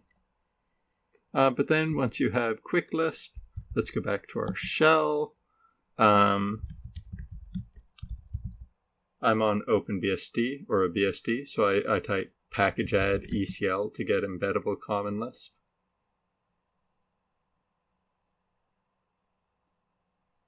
However, I think I already have it. And then let's start embeddable Common Lisp. Quick Lisp inserts itself already. But just loading that quicklisp.lisp file kind of would get you here anyway. Now let's QL quick load McClim. I'm actually following my plan. McClim is kind of like Emacs in that it handles all sorts of graphical stuff. Like if you have GTK Emacs, it can do really a lot of stuff. And that's the reason why compiling and loading the McClim package takes a while. And I do use my old computer laptop, my old computer challenge laptop all the time. So when you do this, your computer will be substantially faster, or you will be feeling smug about how slow you're running your computer. And so there's no problem. Next, we're going to start Swank, which is the Lisp part of Emacs's slime mode. So if I remember, we looked at this before. So in my .emacs.d, and then there should be slime, start Swank. Let's just grab that and load it. You don't have to type #P. The string will work as well as a path name, but it's kind of fun to do so. Now, slime connect. You installed slime earlier. Default values. Oh, the reason we had to do this and not use slime, start slime normally, was that CLIM, Common Lisp Interface Manager, McClim implementation of the Common Lisp Interface Manager spec also uses Swank, and McClim really wants to be in the driver's seat. So we can have our Emacs connect to the McClim to the Swank that McClim was already running. So in package, Clim user. I don't know if this is an Emacs Lisp idiom. So you normally have user packages to absorb user code just for kind of fooling around. And then let's just use Clim at all. And so Clim does lots of things around presentations. But one thing it does is automatically, to a large extent, generate graphical user interfaces. And so there's a lot to it that's not about graphics, kind of richer interfaces than ANSI Common Lisp's character streams. But let's use it to grab a graphical pop-up that returns a value. So we have this accepting values tool. T is just choose whatever you think the default stream is. We're going to want our own window, T as well. So just a keyword argument. After that, we can just write things like accept string. And I'm just doing this for people only listening, I've just done this in my ECL slime REPL. Enter a string, foo, bar, bez. Alt enter, I think, is the shortcut to return that. As you can see, its first return was foo, bar, bez, and it had second and third returns, string being the type, presentation type that it got, and T, I think, to indicate that it exited successfully. We can also do expression, might be more interesting. There are a whole bunch of these. Clim's examples folder is pretty good, and the documentation, everybody's documentation, McClim's documentation, Lispworks and Franz's documentation, I'll tell you about the different default presentation types you can accept. And they're pretty intuitive, and they're kind of very Lisp compatible, which everything kind of is. So we could accept an expression, foo, bar, bez,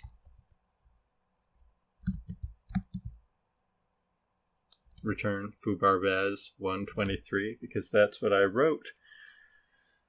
And now the kind of piece de resistance of putting those things together. Let's just run over to our Scratch buffer. Oh, or our IELM thing, right? That's what we're actually doing. So now, I think we're going to do, hang on, by alt or meta : think it's going to be slime eval save, because it'll eval asynchronously. There's a question of how to get the value out of the asynchronous slime evaluation, and so an obvious way is to yank it. I'm looking forward to learning from Kicking Vegas. He finally makes it stick in my brain how to options other than just starting to write a command in the mini buffer and then mashing tab and looking at what the likely sounding results are. That's what I will be learning this conference, if anything. Slime eval save, and then what was happening over here? Accepting values, T, own window, T, accept expression. Kind of confusingly, slime eval save takes a string, but it works really well, I argue. I think it's about to work really well. Okay, this is great. So you can see I've used, oh, please enter an expression. So we were doing an expression, and so that's right, like 3, 4 over 2, 5 over 6. That's an expression, right? And now I've yanked it. I should have really been in Scratch because I just want to dump. Sorry, Scratch.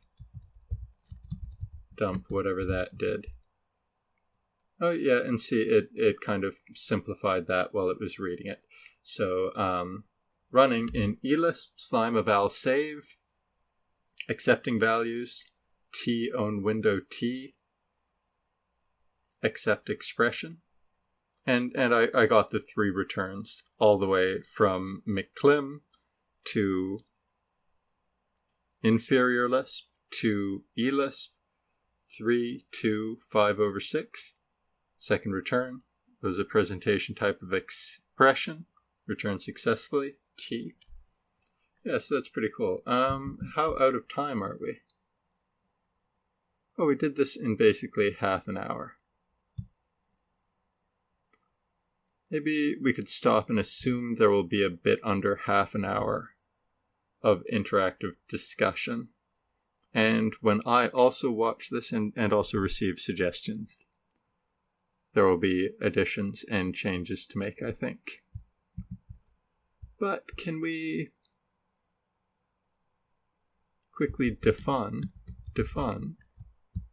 accept, date. Let's not take any arguments. Let's do this.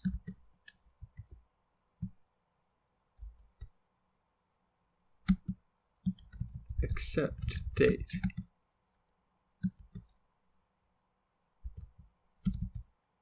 Saturday, December 7. Oh, it doesn't return it. But it gets pretty close to returning it. I guess it yanks it. I would have to call I'm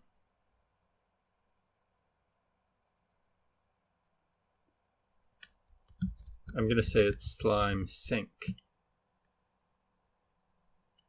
at which point it will resolve the slime eval async, and then I could get the first value out of my kill ring pop, right? Is kill ring pop what I want?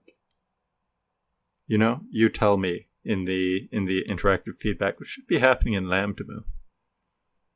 Well, I'll record another draft of this later after getting some feedback. Or worse to worse, this is just what you'll hear. Hopefully we have some questions and constructive comments. All right, see everybody later. Thank you so much for being here. Please do drop in to my live show if you're so inclined on Wednesdays where you're not busy with cool Emacs conferences. The Lispy Gopher Climate. Thank you to everyone who helped. Thank you to Sasha for really getting me into this conference and kind of getting me going and submitting this pre-recorded talk. See everybody later.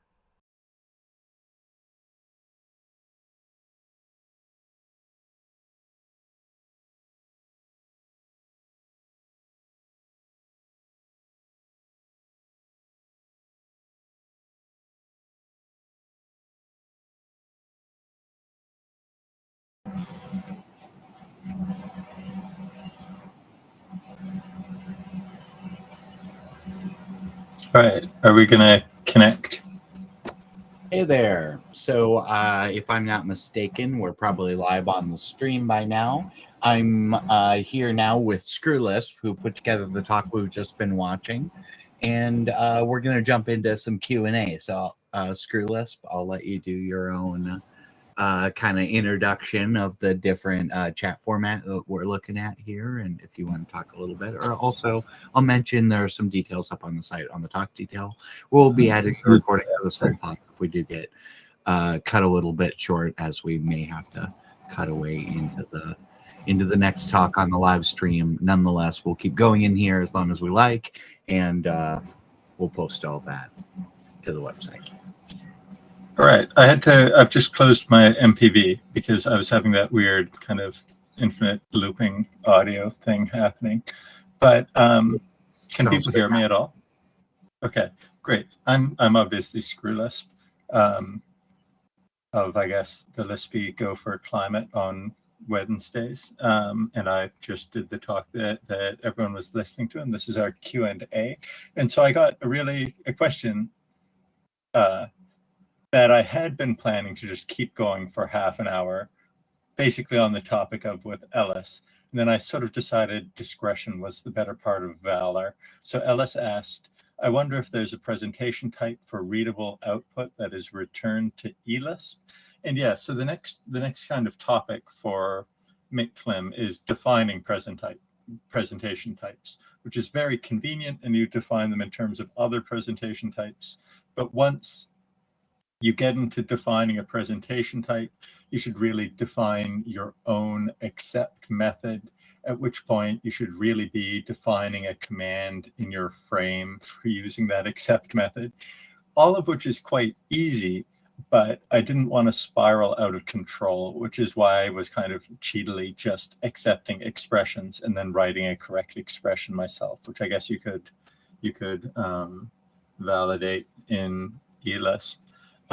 As CBAC, I believe might be speaking to me here, was asking, is there a way to get it without yanking it?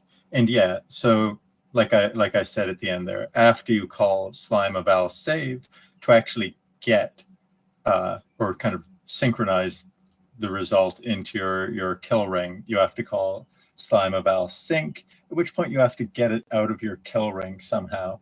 And I always do that a bit awkwardly. And my question for you during this Q&A was, is there a great way to get just a list out of the top element of your kill ring without yanking it?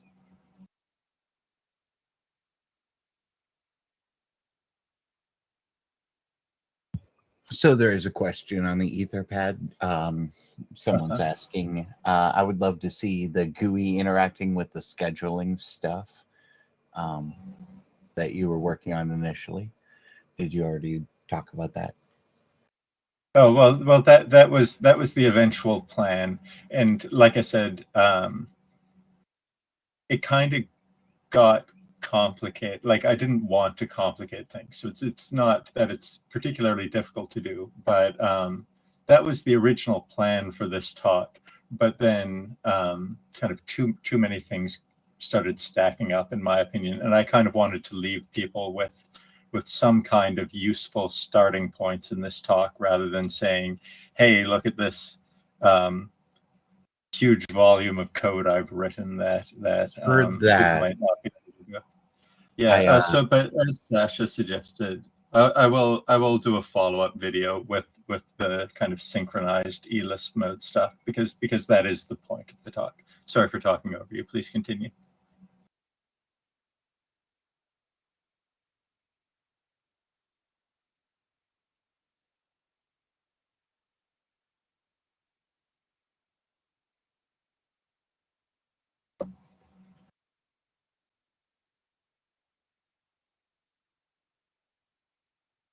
Sasha C is saying car kill ring. As the Q&A.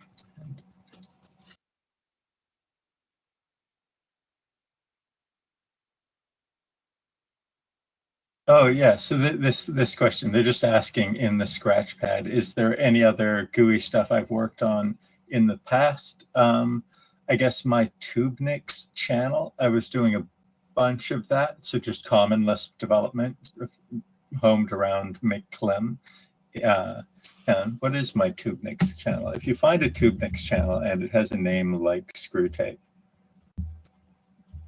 that'll presumably be that. So TubeNix is sdf.org's PeerTube.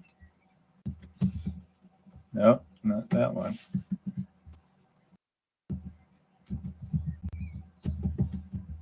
Sasha's got it here in the IRC. I think it's TubeNix.org. Way faster than me. Screwtape_channel/videos. Yeah. So the author of Mastodon L, which hopefully lots of us are using for our Mastodoning, I used the name Screwtape as my username, and I think Wintermute said some kind of exasperated Emacs themed, you know what, Screw Lisp. Then Mousebot of Mastodon L rechristened me Screw Lisp. So sometimes you see my name written one way, and sometimes you see my name written the other way. I quite like it. A lot of people thought that I was quitting Emacs when I changed my name to be mainly Screw Lisp. I love it. That's a great story. Thank you. It's so great to have a name from somebody else. I was just thrilled. So thank you, Mousebot. Everyone use Mousebot's mode. Welcome to Green Guest. I'm with you there. All my kids want to choose their own names, and I'm just like, more power to you. I'm very glad that my parents picked mine for me, and that's one thing I never had to think about. Yeah. All right. So do we have to cut short so I can go back to watching MPV of the other stuff? We don't have to, but you are not obligated to sit here one moment more answering our questions. Then, but of course, we've talked a little before, but I have a pile of questions. You promised to come on the Lispy Gopher show. That's right. I have so much to say. I could come right on your show and just talk to you there. But I'm just curious. Talk to us a little bit about that. Tell us more about the program. Oh, the Lispy Gopher Climate? Yeah. What do we do? So it's hosted by the Superdimensional Fortress, sdf.org, who are a public access Unix mainly. They do their own little radio thing as well. And so I guess for a few years now, I do a weekly show every 0000 hours UTC. We always start off with kind of climate crisis topics, because that is a climate crisis topic. But there's a sort of joy in that because Kent Pittman, who Kent Pittman you're familiar with from the Pitt Manual and so forth, writes kind of climate crisis haiku, which we kind of lead out with, and we kind of go into the discussions there. Then obviously it's a highlight, the show not gonna lie. Yeah, I love it. I try and do these dramatic readings, but it's I often stumble over it. Actually, when Sasha was on, there was an auxiliary poem that happened, which was pretty interesting too. What was I going to say? Then, I mean, the way we got named the Lispy Gopher Climate was because, broadly speaking, I like to talk about kind of Lisp, and most of my writing for a long time was on the Gopher, though I accidentally locked myself out of the Gopher recently, so there hasn't been an update there for a while. But I'm kind of around the IRCs and Mastodon quite a bit now. Lisp, I like to use the term Lisp inclusively, basically. Obviously, this talk, I was making the point that I just could go through a 1978 paper written in so pre-D machine interlisp, right? And it basically just worked in modern Emacs Lisp. Somebody was pointing out to me, who pointed out, where I was like, I don't know what put is in Emacs Lisp, and somebody was saying definitely there's put in Emacs Lisp. So I'm going to come back to the recording of this talk, and I'm going to just pinpoint this moment the next time somebody says we need to modernize Lisp. I'm going to say, no, this is modern Emacs Lisp. You see, here's people talking about, I'm just not tripping over. I'm amused by your phrase there, but that's exactly how I see it too. And I take your point utterly that there's this tradition of Lisp of carrying forward ideas, and we especially in Emacs, it really is like a brain trust, right? Buckets of knowledge of how to get some sort of work done, or how to work with some kind of code or some kind of data. Yeah, but I had a kind of interesting experience with some great friends of mine whom I love dearly. Vidak, if you're watching this, I'm gossiping about you people over in Australia there, where people come to you with really exciting ideas that's like seem to be very cutting edge and very much the current talk of the day that like you can hear in other programming languages, and they're telling you how they think you might be able to do this in Lisp, and you have to say, well, if we go back to the late 70s, where the Lisp community really kind of pioneered this topic already, here's how we did it in the late 70s. And there's actually quite a kind of awkward disjunction there. I mean, that's the thing, right? Where use of Emacs in particular, or use of Lisp in general, will unravel somebody's whole big bag of wind that they've built up around why something has to be rebuilt. And well, right, but that's just a function, it's data. So we'll probably just think about that as, I don't know, sitting in a variable. So that whole problem, like the elegance of a solution, can entirely fall away once you fall back to an earlier way of thinking about it, and then look at the pieces you've carried forward, the idea of the declarative language, right? Yeah, and declaring user experience. Yeah. Once again, tangentially to the actual talk we've just watched, which I will try and follow up on as well. But one example was after watching me use the Common Lisp loop facility so much, Kent pointed out to me, hey, why don't you try using Richard Waters's series iteration stuff, which was kind of lazy evaluation of series that Waters did. And so after criticizing Haskell for a long time, me kind of saying, hey, I don't think this lazy evaluation is important, then Kent pointed out to me that for example, the series, like what is it, AIM 1082 or something, published in 1989, was lazy evaluation in Lisp with series. And so I thought, well, once I realized that this was part of kind of almost classic Lisp history to have lazy evaluation, I adopted series, or I kind of had to rethink my Lisp worldview to realize it did already include lazy evaluation, which I attributed to the late 80s. And then when I actually read a little bit further, lazy evaluation, depending on your research group, was kind of established in the late 70s by Waters again, actually. Sorry for the anecdote. Just kind of the interesting medley. No, not at all. Yes, yeah. Yeah.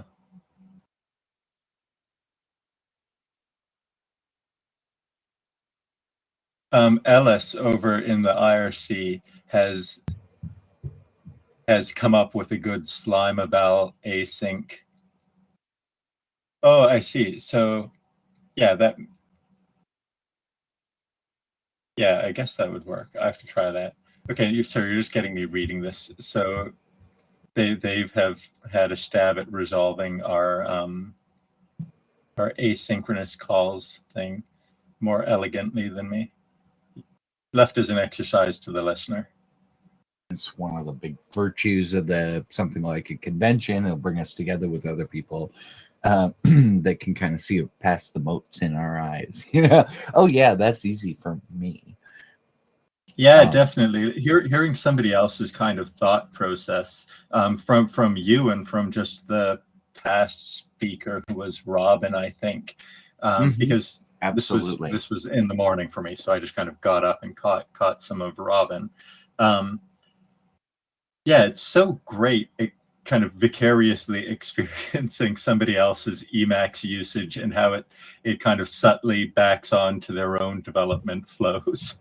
Yeah. So I really appreciate this conference. I'm constantly cribbing from everyone I meet, and yeah, this talk has been eye-popping. Just watching you casually navigate Emacs, actually, and it's cool. Yeah, I enjoyed discovering IELM mode. That was going to be my other question for people. What are there any IELM power users around? I could really go for an EmacsConf talk on IELM mode. Aha, yes. Very good. Note taken. Yeah. Well, so just thoughts for next year.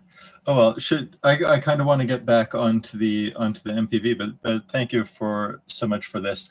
You are CMAC in the IRC, right? I am Corwin, same Oh no, first so name. you're Corwin. There's also CMAC, and I guess there are a few other people. Sorry that I'm tripping over the different people here. But you're going to come on the Let's Be Go for Climate later. Sure, I'm happy. I'm happy to. That sounds like fun. Always got a million things to talk about, me or an opinion on everything. But of course, my favorite thing to talk about is just the huge thanks that sharing the generosity or the my appreciation for you and all the other members of the Emacs community that create talks like this and make the conference and the rest of the community so rich. Well, yeah, and thank you for your work. Sasha is just saying over in Lambda that when I say I want someone to give the talk, this means I'm volunteering to give the talk. That's what I wrote down. I've been working for Sasha. I mean, helping Sasha with this conference for years. I know. Yeah. No, I'm kidding. That would be cool. I will absolutely go to your IM talk. I make a lot of use of that and could do more. Oh yeah, we're meant to suddenly stop. Hang on, but some guest over in Lambda also said, "Are we going to get a McClim Lambda Moo client?" And I actually had all my kind of Moo stuff I'd written in Common Lisp, which I was thinking of just kind of jettisoning. But you're right, I should make that into a client for Common Lisp. Anyway, I'm going to hang up so I can keep watching the conference. Sounds good. So we'll just cut away with the stream, throw some music and a countdown back on. Give us just a second to make the cut on BBB, and then I'll give you the big thumbs up. I'll stop the recording here.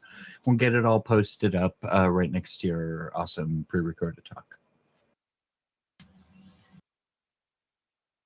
Thanks again. It's been fun chatting and yeah, definitely seeing you around in the conference channel off season, so to speak. You're totally welcome to use our chat. If to the extent you need an IRC channel, that's been working out great for me. It's fun to see it.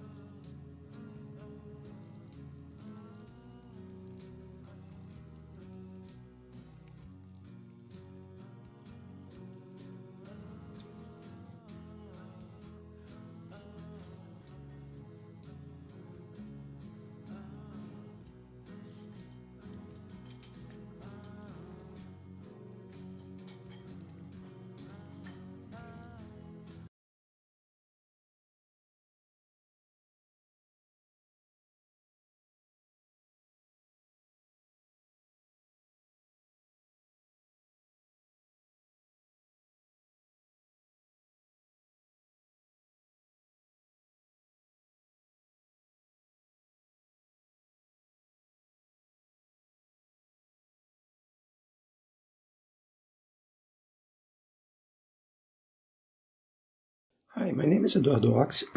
I'm the author of an obscure Emacs package called EV, and I think that it's better to start this presentation by the middle of the story, by this word here, Maxima.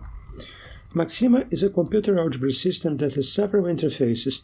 One of them is WX Maxima that looks very modern and it's very pretty. And it looks like this. It's a cell-based interface. We can type an expression here and execute it. Here's the result. But I don't like that interface because my memory is very bad. I type very slowly and with lots of mistakes. So for me, this ugly interface that I'm going to show now is much better. And here I'm going to show how I am teaching that ugly interface to beginners. If I type F8 on these 3 lines here, it creates a Maxima running inside the Emacs. I mean, using a terminal and running inside the shell buffer in Emacs. And if I type F8 on these other lines here, the F8s send lines to Maxima, and ta-da, this small program drew this. I live in Brazil, and people in developed countries cannot imagine how are the beginners that we have here. In a sense, Brazil is another planet. Let me explain why. And also let me explain why Maxima, why Emacs? Because people always say, you should use programs that everyone finds intuitive, like VS Code.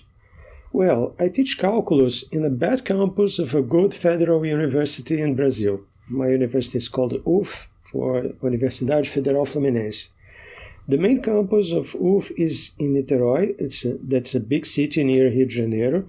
And I work in a city called Rio das Ostras, that is a small city 200 kilometers away from Rio de Janeiro. I started working there in 2009. My campus gets very little funding. That's a long story that I don't have time to tell now. And we get the students that don't get enough marks in the admission process to get to better places. Also, my campus has 2 institutes. I call them the Institute of Humanities and the Institute of Inhumanities. Each of our institutes has a small building. The Humanities building has lots of plants and lots of graffitis. I call it the good building. And the Inhumanities building has lots of rules and prohibitions. I call it the evil building.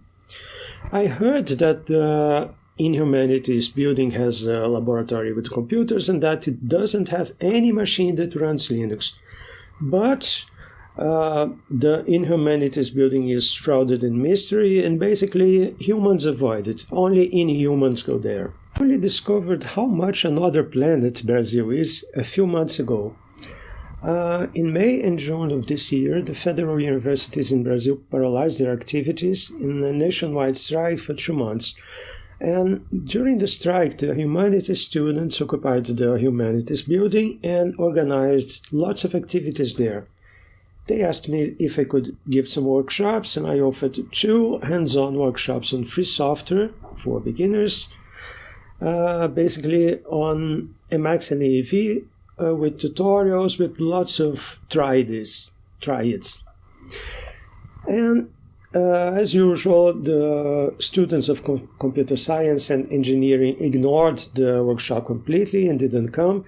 But some students of psychology and of produção cultural, which is basically techniques for producing cultural activities, came to my workshop. And they loved the workshop. They found it fun. And after the workshop, I told the students that there are lots of things that, between quotes, everyone knows, and I don't, and I would like to learn them, but I find them too hard to learn by myself because I'm a dinosaur. I'm only used to interfaces that are very old and that are not graphical. And one of the examples of the things that I would like to learn is Canva. And then the student of Produção Cultural taught me Canva in 10 minutes. And that changed my life. So, the student of Produção Cultural taught me Canva in 10 minutes, and that changed my life. Anyway, again, I'm working in that place, Hilda Zursters, since 2009. And the computer science students here know lots of programs and language that I would like to learn. But in all these 15 years, the computer science students only helped me twice. It turns out that our in-humanities students don't have a culture of sharing and helping, but our humanities students do. Another detail about how much Brazil is another planet, well, I only discovered this very recently too. My research is in logic. I sometimes go to conferences, usually in Brazil, very rarely outside, and people here don't bring their laptops to the conferences. We don't have a culture of sitting together with friends or colleagues to learn with them how to use the programs that they use. For example, many of my friends are logicians who have to draw lots of diagrams, and I don't know how they use their programs to draw diagrams. I don't know how things are in universities with good computer labs. But anyway, consider these sentences that sort of everybody says. Everyone knows VS Code, everyone knows Jupyter Notebooks, everyone draws diagrams with Quiver. Here, these things are not true, they are not relevant. Here, knowledge about programs do not propagate. And one of my goals in life is to become friends with some people who know how to use, for example, code blocks in org and JavaScript and learn some of their workflows. Or rather, one of my goals is to become someone who deserves help. More on Maxima for students. Remember, our in-humanities students don't have a culture of sharing and helping, but our humanities students do.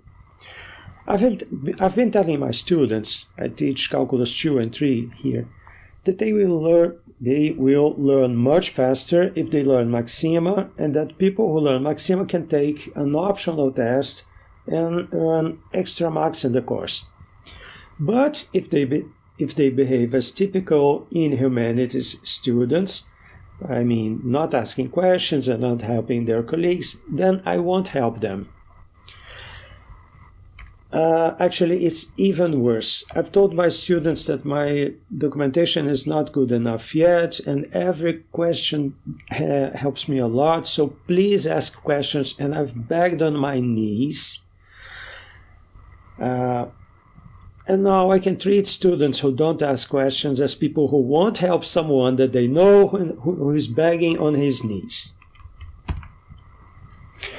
Now let me explain another word of the title of this presentation. The title of this presentation is Emacs EV and Maxima Now. The now in the title means in less than 1 hour, and even for people who have never seen a terminal in their lives.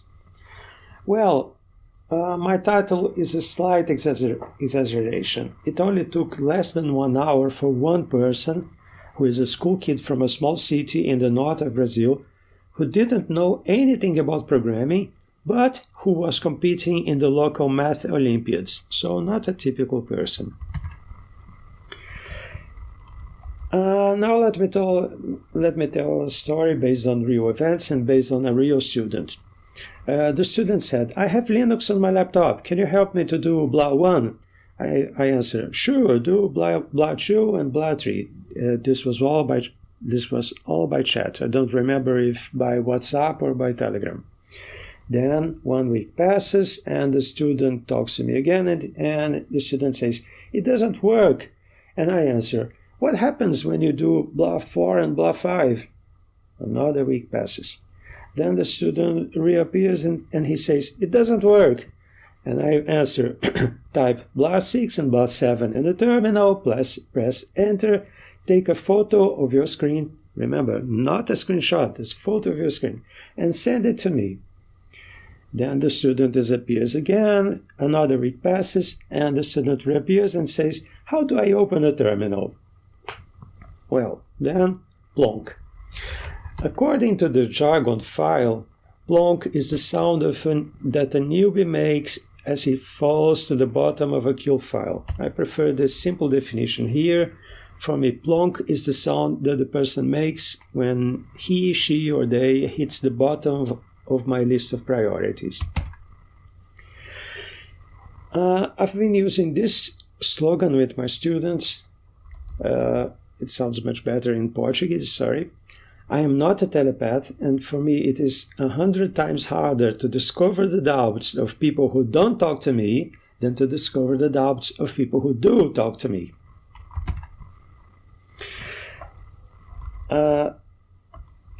There's an interesting thing here in this presentation by Abelson and Sussman.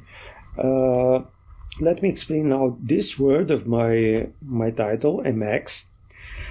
And the idea is that learning Emacs can mean many things, learning Lisp can mean many things.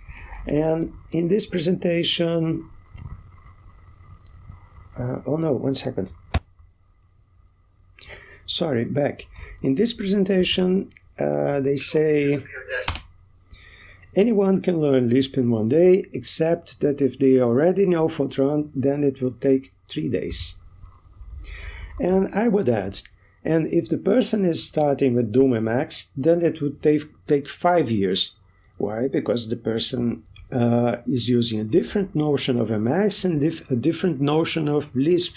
The person is starting by spending 5 years learning how to configure Emacs, and the person is using Lisp as a very weird configuration language.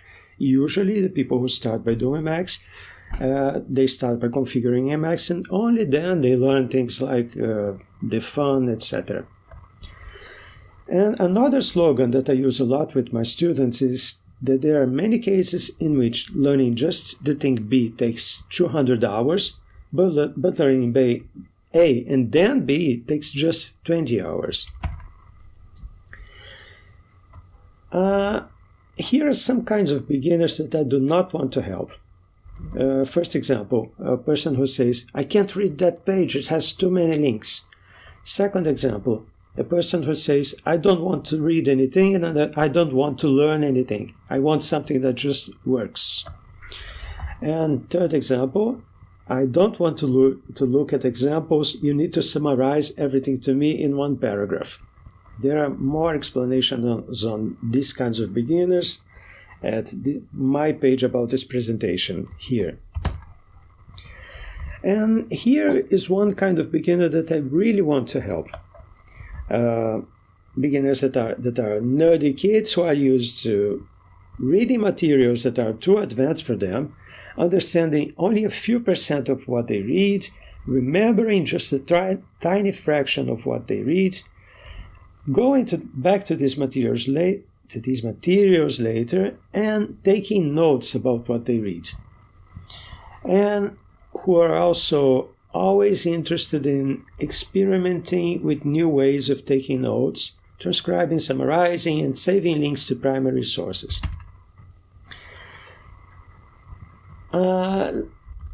I'd like to say something about how I've been plonking the paragraph people, who are the people who say, I don't want to look at examples, you need to summarize everything to me in one paragraph.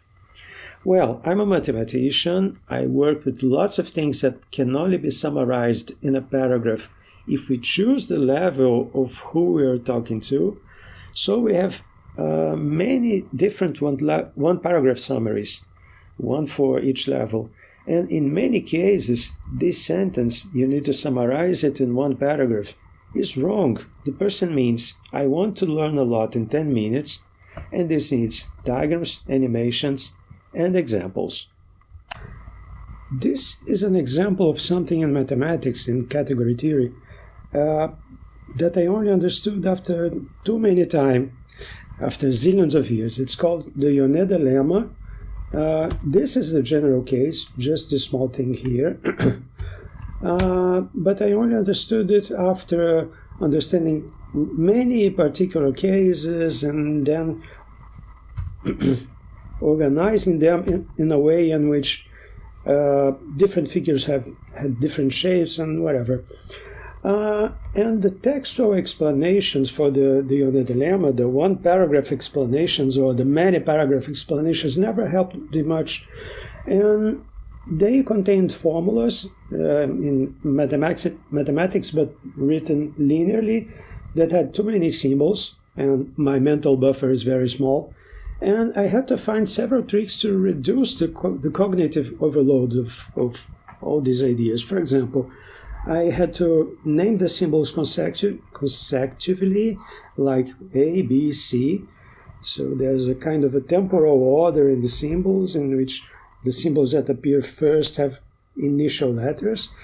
I had to find a way to put an archetypal case and the general case side to side. They have the same shape. I had to find good conventions for fonts and types.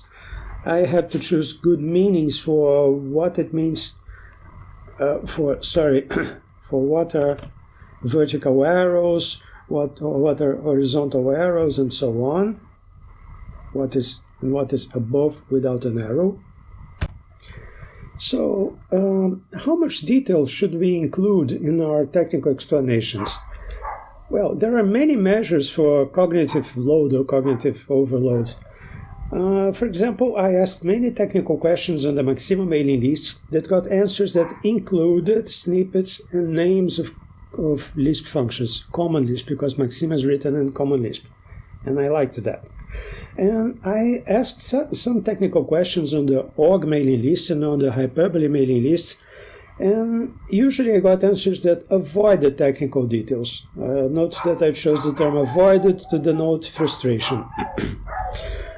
By the way, if one of my students panics on this part here, after setting the user and password, you will get a Unix prompt. If the student panics on this and does not know what to ask and just gives up, then plonk. So I was talking a lot about plonking people, and what's left after plonking many people? Well, several kinds of beginners that I want to interact with. Note that kinds is plural. Also, I get a definition for the term beginners, thinking books like technical books that start with this book is written for the persons of the type such and such, or maybe several definitions for the term beginners. Also, a metric that lets me choose between options A, B, and C when I'm trying to write material for my beginners. For example, here again, should I explain what is a Unix prompt? No. Why no? Well, let me use another example. This one I took from a discussion on IRC. We were helping a certain beginner that was there, and one person suggested to the beginner to do this. Type meta colon and then this thing here and then enter. And I suggested this instead. Copy this expression to your notes and then type Ctrl-E, Ctrl-X, Ctrl-E. And the mnemonic for Ctrl-E, Ctrl-X, Ctrl-E is Ctrl-Exe for executing.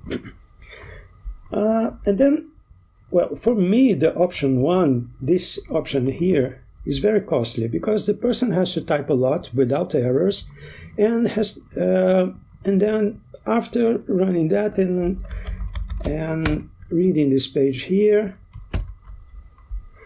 the way of going back to that page is gone. So the person has to commit lots of information to memory. Either the person learns from this page everything that she needs, or the person learns and memorizes how to go there the next time. And for me, the option 2, this one, put this in your notes and then execute it with Ctrl-Exe, is much better because the person commits information to notes and the person learns a way to return to this node of the manual later. And with this, the person learns another way to use her notes. I have a lot of material about that. See, for example, this page here. There's a link to it in my page for this talk. Also, I live in a place in which people who find my instructions too complex or too boring disappear, either for months or forever. So if I put an instruction, or if I give an instruction that the person cannot understand and the person gives up, I lose the person. Now let me do some things in a weird order. In a normal presentation, this would be the conclusion, and it would be presented at the end. But I will present it now before the technical details. So I was teaching Emacs AV and Maxima for students. Did it work? Well, sort of, but in a weird way. Many students decided to take my test on Emacs AV and Maxima. Let me consider only the 35 students in the 2 last semesters that were able to do what I asked. That was to use a link like this one to go to my notes.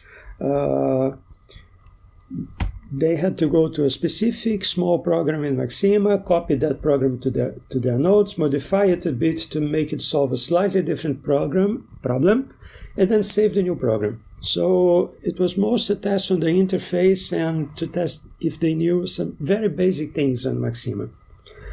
But of these 35 students, only 10 students asked questions on the Telegram group. Mostly they discussed with other students, sometimes live. They would bring their laptops to the university to discuss. They only do that very rarely, but they brought it sometimes. Other times they would discuss with their colleagues on Discord. But I got very little feedback from our usability test. So my experiment failed in the sense that I didn't get the feedback that I expected. I only got a fraction of the feedback that I expected. But I learned lots of things. Well, I got very angry, very frustrated, but I saw that I can't invest a lot of energy on students who, how do I say, won't talk to me. Then I decided to make contact with some schools, secondary schools, and to make a long story short, in one of the schools, I was very well received. The students asked lots of questions, and in the middle of the discussion, we were discussing this little program here that splits the frame into windows and displays the file help in the window at the right. And I showed them my a Lisp tutorial that starts with this thing here. And right in its third section, it explains quote. So I had to explain them how we can use quote to pass, to avoid evaluating a program, and we can use quote to pass unevaluated programs as arguments. And quote blew their minds, and I was amazed by the questions, and I saw more clearly that the campus in which I work is a whole, and I need to do more things outside. Now let's see some technical details. What exactly am I teaching to these students? Basically, my old tutorial for EV was this one. It started with a section on installing EV, and then it explained Lisp and how to use Lisp hyperlinks, and then lots of other things. But I'm using this new tutorial here that I am not announcing in many places because I wanted to test it a lot before making it very public. And it starts with other installation instructions that start with instructions for installing WSL on a machine with Windows, and then installing Debian there, and then after that people have to install Emacs, and then they have to install AV, and blah blah blah. And I'm also using this map here that I'm reorganizing, so it's going to change a lot in the next days. It has a two-dimensional map here, and it has lots of things that I'm putting in a single place to make it easier to answer questions and to show to the students that I have answers to most of the common questions. Remember, my target audience is mostly composed of beginners who have never seen a terminal in their lives and that get bored very quickly. And when they get bored, they disappear. What are my main goals for the first day? I want them to install everything, where everything means WSL on their Windows machines, then Debian, Emacs, EV, lots of Debian packages that they install with this block here.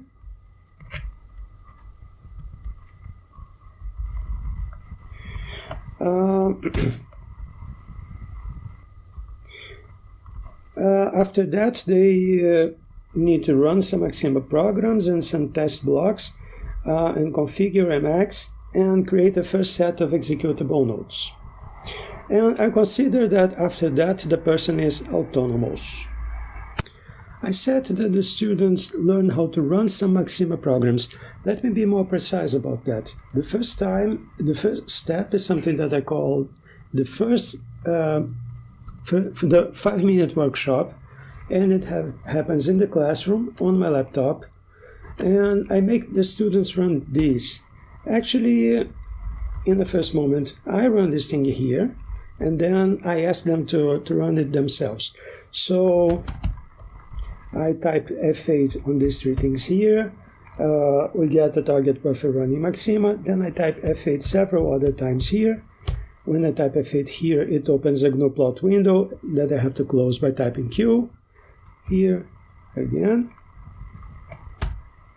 And that's it. And then I say, now it's your turn. And the students go there, they type F8 3 times, and then they type F8, F8, F8, F8, F8, F8, Q, F8, Q. The second step is similar, is another individual workshop, also just a few minutes long, in which they learn how to access my nodes.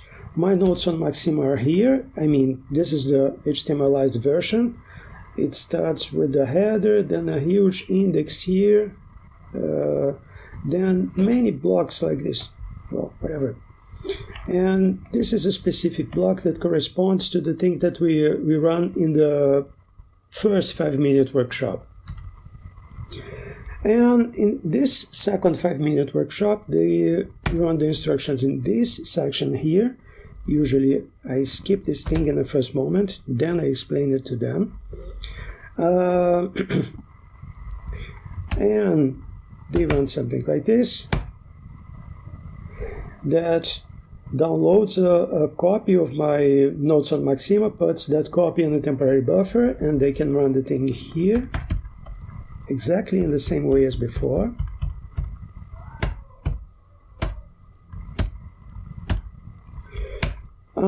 And they can. I also asked them to run my small Maxima programs in other blocks, like this one, for example. If we run this, it calculates the solution of a question that I put in a test 1 or 2 semesters ago. It starts by calculating several integrals, and then it organizes all the solutions in a big matrix like this. I said that at one point the students have to install lots of Debian packages. This happens after they have installed WSL, Debian, then Emacs and EV, and they already know a bit about APH, so they are in this section of the instructions, and they just have to type F8 here several times and watch what happens. After that, we have many options, and I have this map here, and I usually choose a path according to the interests and the questions of the student. And there are many things that can go wrong, so this page also works as a place in which I put all my troubleshooting instructions. And if a student have a question, I can, suppose that the student is talking to me by WhatsApp or Telegram, and the student is saying, okay, I installed the thing such and such, and I tried the thing blah, blah, and something went wrong. And I say, okay, can you send me a screenshot or a photo of your screen? And then we can troubleshoot that by using a section of this page here. And this is a work in progress. I'm reorganizing this thing for the 10th time. And the rest of what can happen with the students can't be explained clearly in a video. So I'm going to put all the other stuff in the page of the video, and I'm going to stop the video here. So thanks and bye.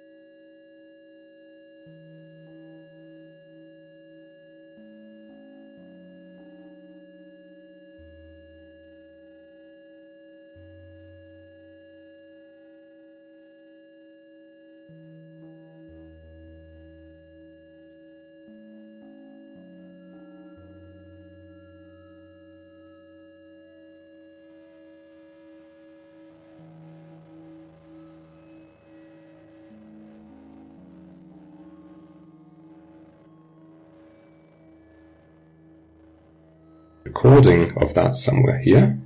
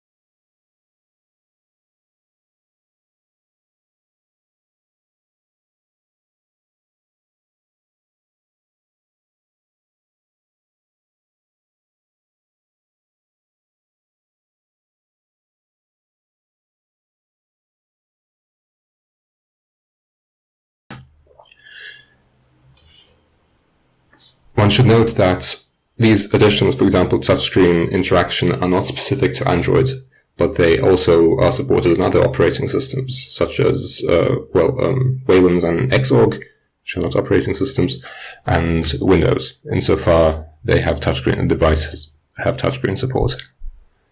One should mention, or I want to mention, that the main developer behind this feature, Polu, should be complimented for the additional effort he put into making sure that Emacs on Android, Emacs for Android, can be built using only a free software toolchain, which is certainly not something one has come to expect from working on Android applications, as usually you have to agree to some terms and conditions for Google-specific software. Final notice is that if you try and look for this online, there is an APK, there are APKs you can find, but some of them might be outdated.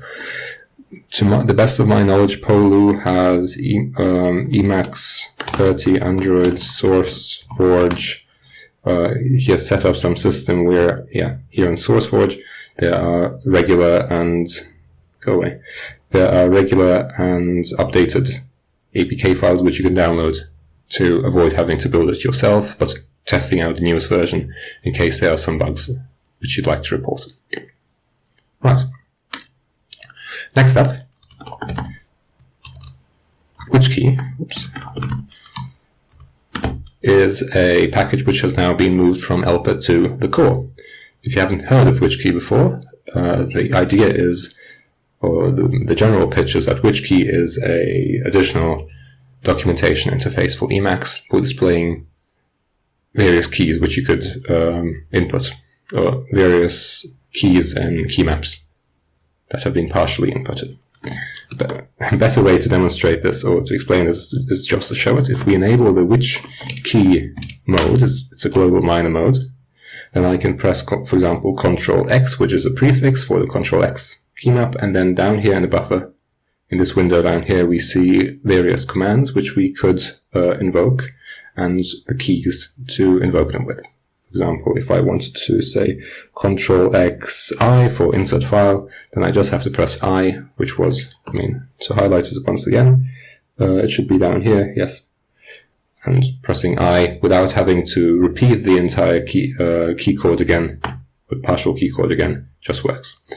This is different from the feature which Emacs has already, which is just to, if you have inputs to the partial key code, you can press Ctrl H, and then a help buffer pops up with a listing of all key bindings that start with Ctrl X.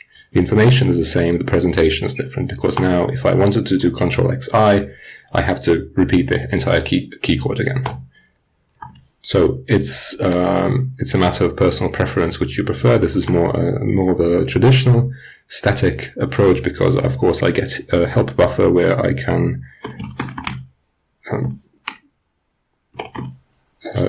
which I can search in using usual key commands, while WitchKey is more of a transient and modern. Some might prefer that approach to solving the same problem. Also, don't forget to check out the customization group for WitchKey, which has a number of options which you might or might not be interested in. Right, next up, Emacs 30 has built-in editor config support. If you have not heard of editor config before, I believe I've linked to it down here somewhere. There it is, editor config. This is a file format used to specify common formatting rules in an editor-agnostic way. You might compare it to dir local files, which is a sort of an S expression for setting file local variables in Emacs.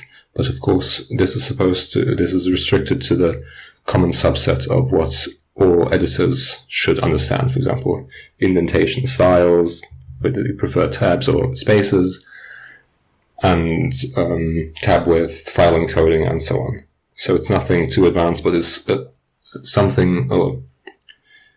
it is a file format which one sees popping up more and more often in lots of projects which want to enforce a consistent indentation style or formatting rules for all editors in a project. And having this built in is certainly useful in Emacs. Though one should note that it's not enabled by default, so you still have to enable the global minor mode, which is simply turning on this one option. Shouldn't be more than that, and then Emacs will respect the rules. If it finds an .editor config file in the project directory, then it will respect those rules without having to do anything else. Right. Next up, use package integration with package VC. So, for those not familiar with the two words, names. Next up, use package integration with package VC. For those not familiar with either of the two, or at least one of the two, use package is a popular configuration macro. What it does is it allows users to declaratively specify packages they would like to have installed and configured in their configuration file. So that, for example, if you copy your init.tel from one system to another, it could bootstrap the entire configuration, downloading all the packages you want without having to manually do this on every system you'd like to use. This allows configurations to be self-encapsulated and portable. Package VC is an extension of package EL, which allows installing packages from an alternative, or instead of using the standard way to install packages,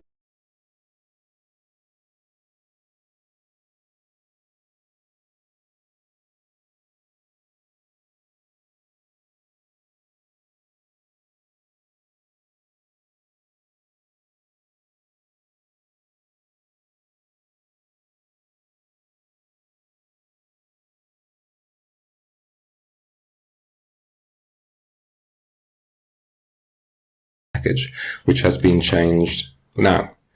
So what we have with Emacs 29 is that we can, there is a VC keyword for use package,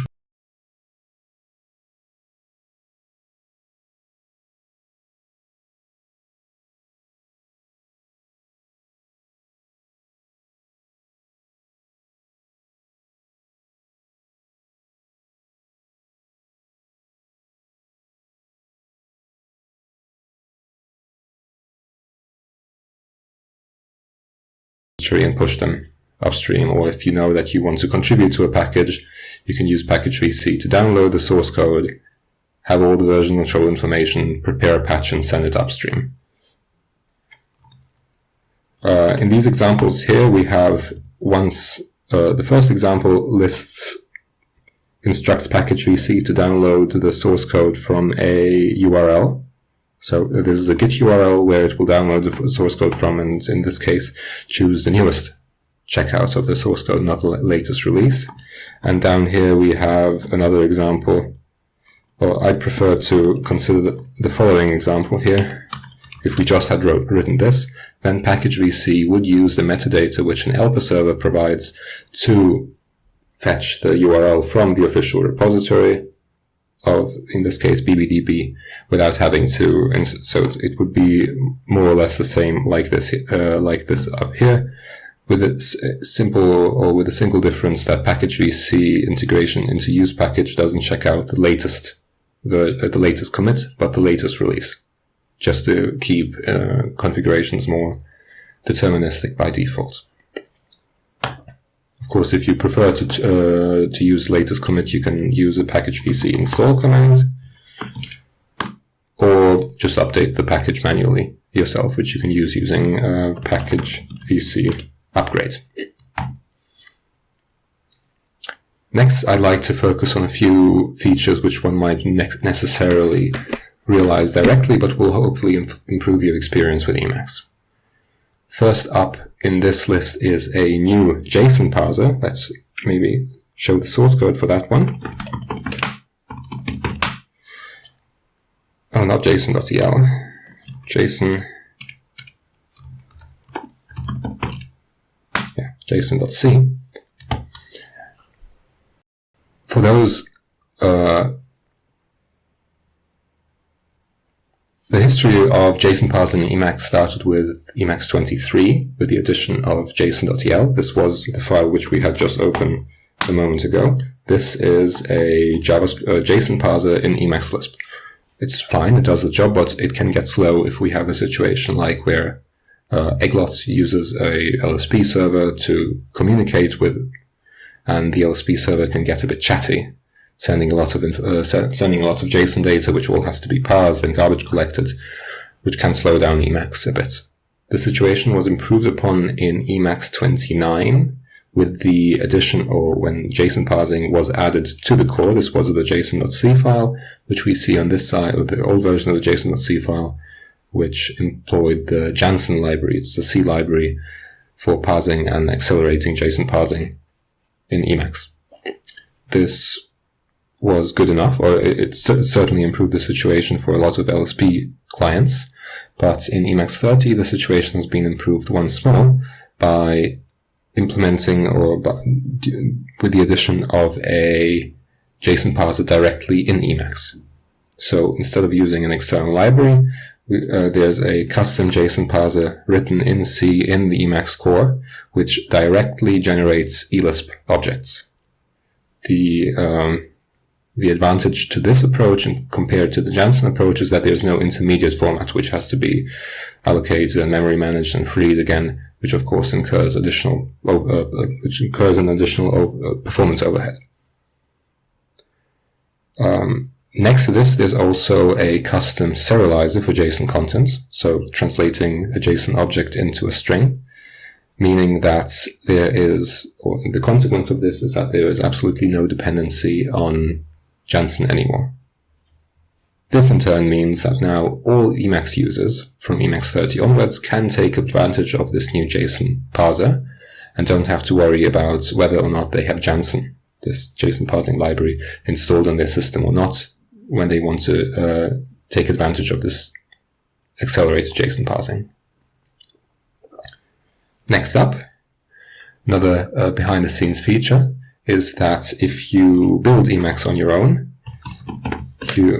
from source, you might know that if you wanted to use native compilation, so the translation of ELISP bytecode to whatever the native assembly or native instruction set is on your system, you had to specify with native compilation when invoking the configure script. Otherwise, it would not have been enabled at all.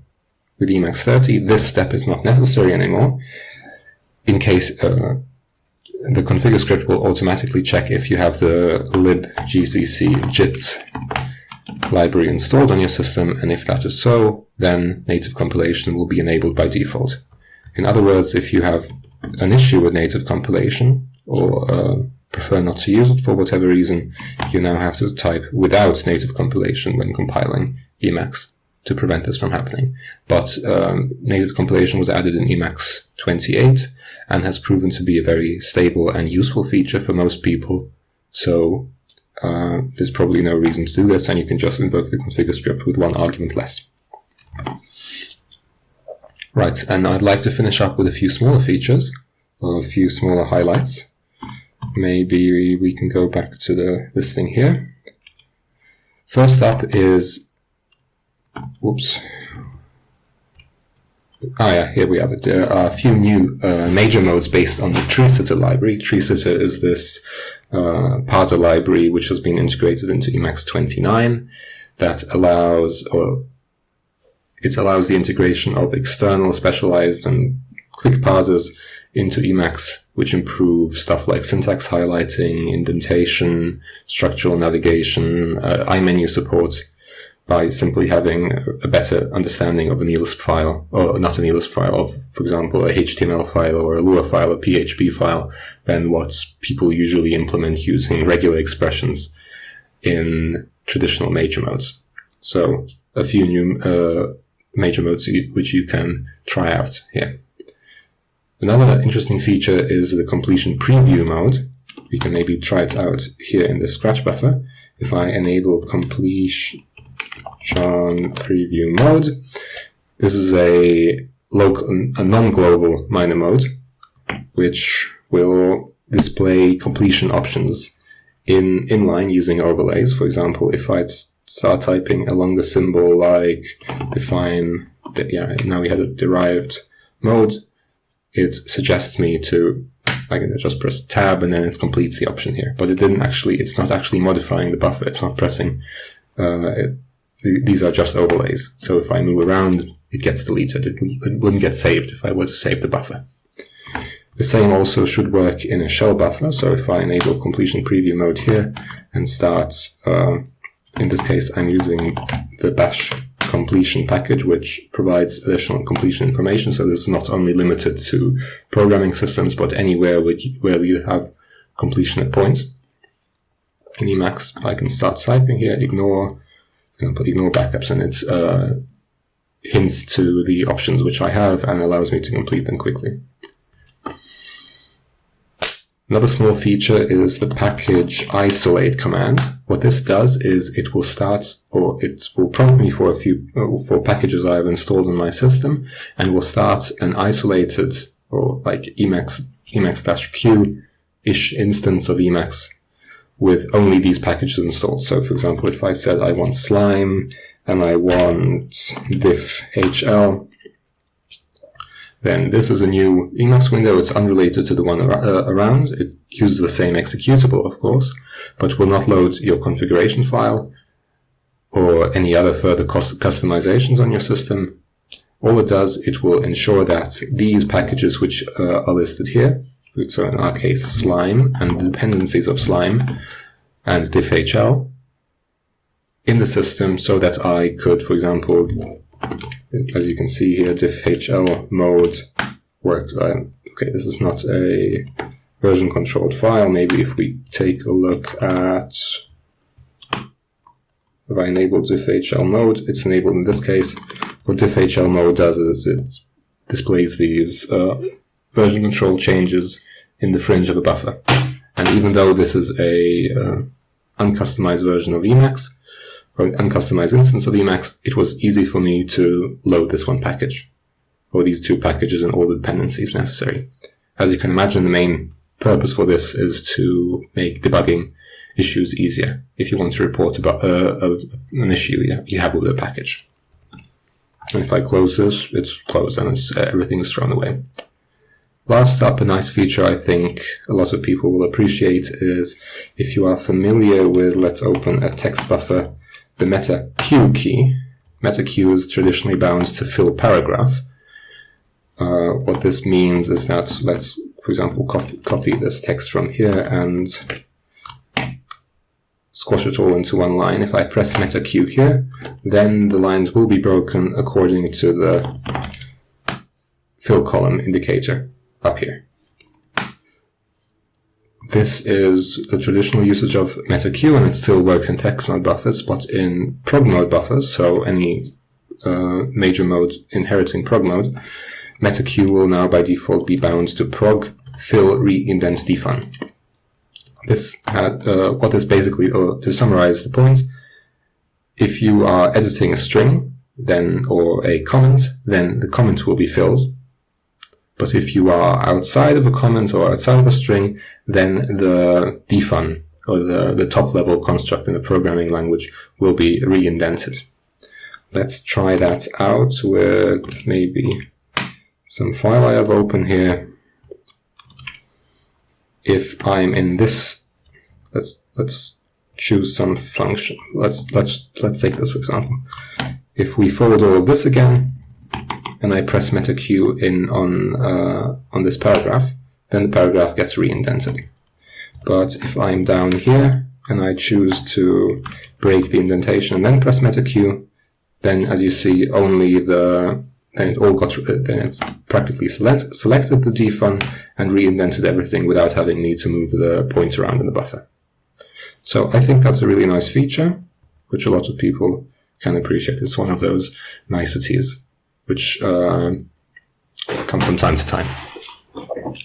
Right, so that was my overview of what's going to be new in Emacs 30.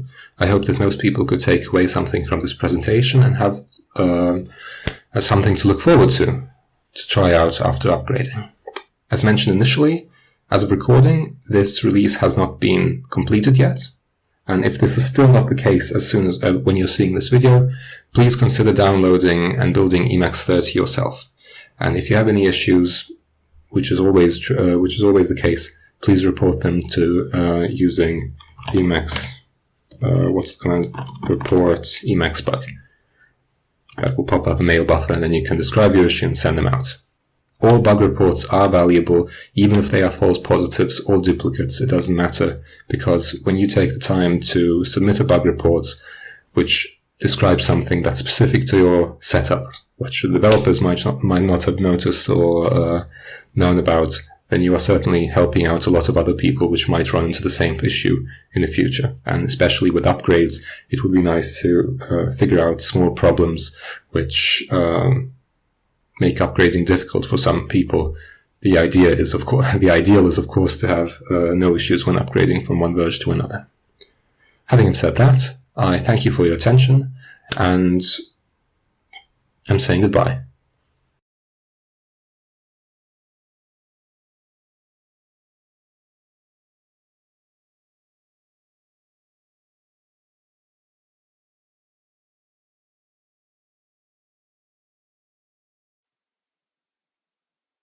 And I believe we are live. Hi, Philip. How are you doing?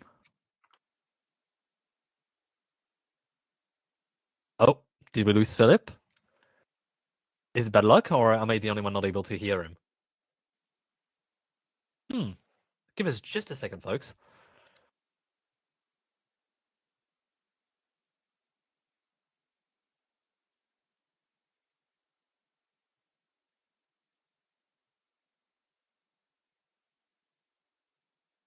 Okay, so I'm not sure what is happening now, folks. We had Philip talking literally 2 seconds before we went live. I'm not sure if it's the curse again, but I'm going to start getting... It's here too. It's here too. If it's anything, it's our BBB.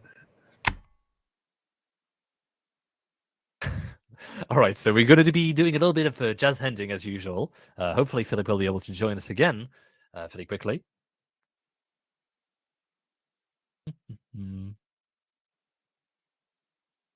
I only show up for the jazz handing, Leo. It's the highlight of my weekend. I'm glad the visible anguish and the stress that I feel during those moments is at least palatable to some people watching. That's right. It's although I understand among it is commonly seen as a poison among my people, it is considered a delicacy. Okay, so I see plenty of questions for Philip as well. So hopefully he is just a restart away from joining us. So and I feel bad if we don't get this sorted out, because I, for one, had a lovely chat kind of in the green room, just doing our tech shakedown, which went absolutely swimmingly. No problems until we got the stream over. Sorry, everyone. Yeah. And in the meantime, if you feel like getting your questions ready, so that as soon as Philip joins us, you'll be able to quick fire through most of your questions. And I already see plenty of them. Thank you again to all the people writing down the questions.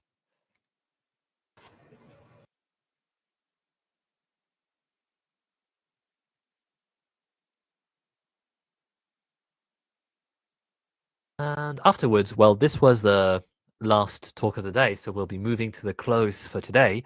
We won't be too long, just in case you're European like me and you need to go to sleep. Don't worry, we'll keep you at most 5 minutes. We've just got a couple of quick bases we want to hit. Make sure everyone's organized to plan their day for tomorrow. Thank you so much, those of you who are joining us live, as well as everyone who put so much time and effort before this weekend.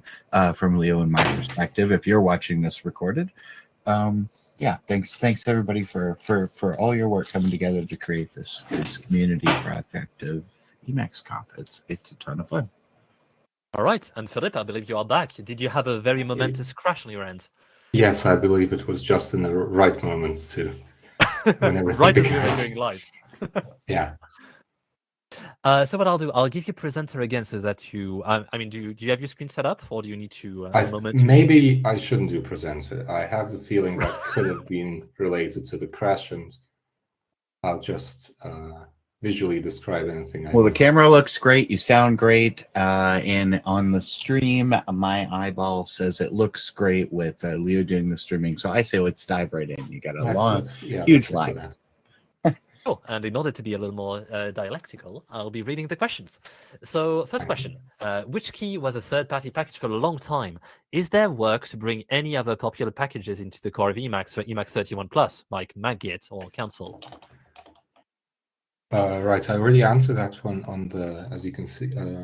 Right, yeah. Who's I controlling mean, the if you screen? want to quickly read the answer so that everyone on the stream gets I to just see can it. read it out again.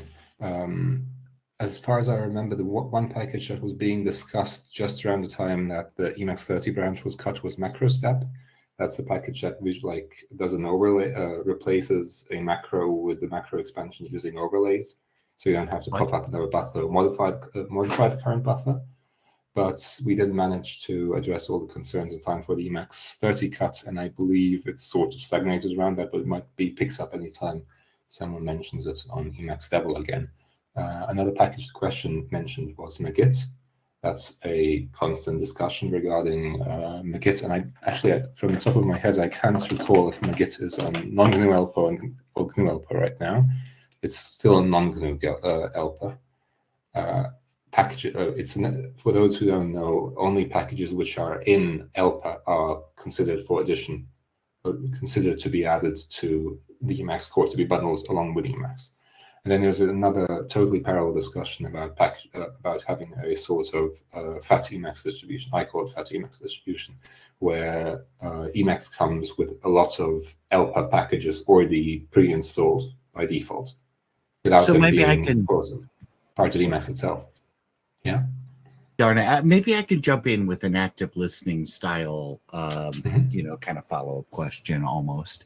I understand the kind of different repositories. We have things that aren't maintained by GNU at all, most notably Melpa. And then we have kind of non-GNU ELPA, which is sort of an entryway project where it's not necessarily curated, but there'll be some advice given, which you can take or leave. And that's the repository where anything that was the newer repository that represents help supplied from GNU. And then there's the GNU ELPA, what most of us are used to calling just ELPA, and that's what you're talking about there when you say all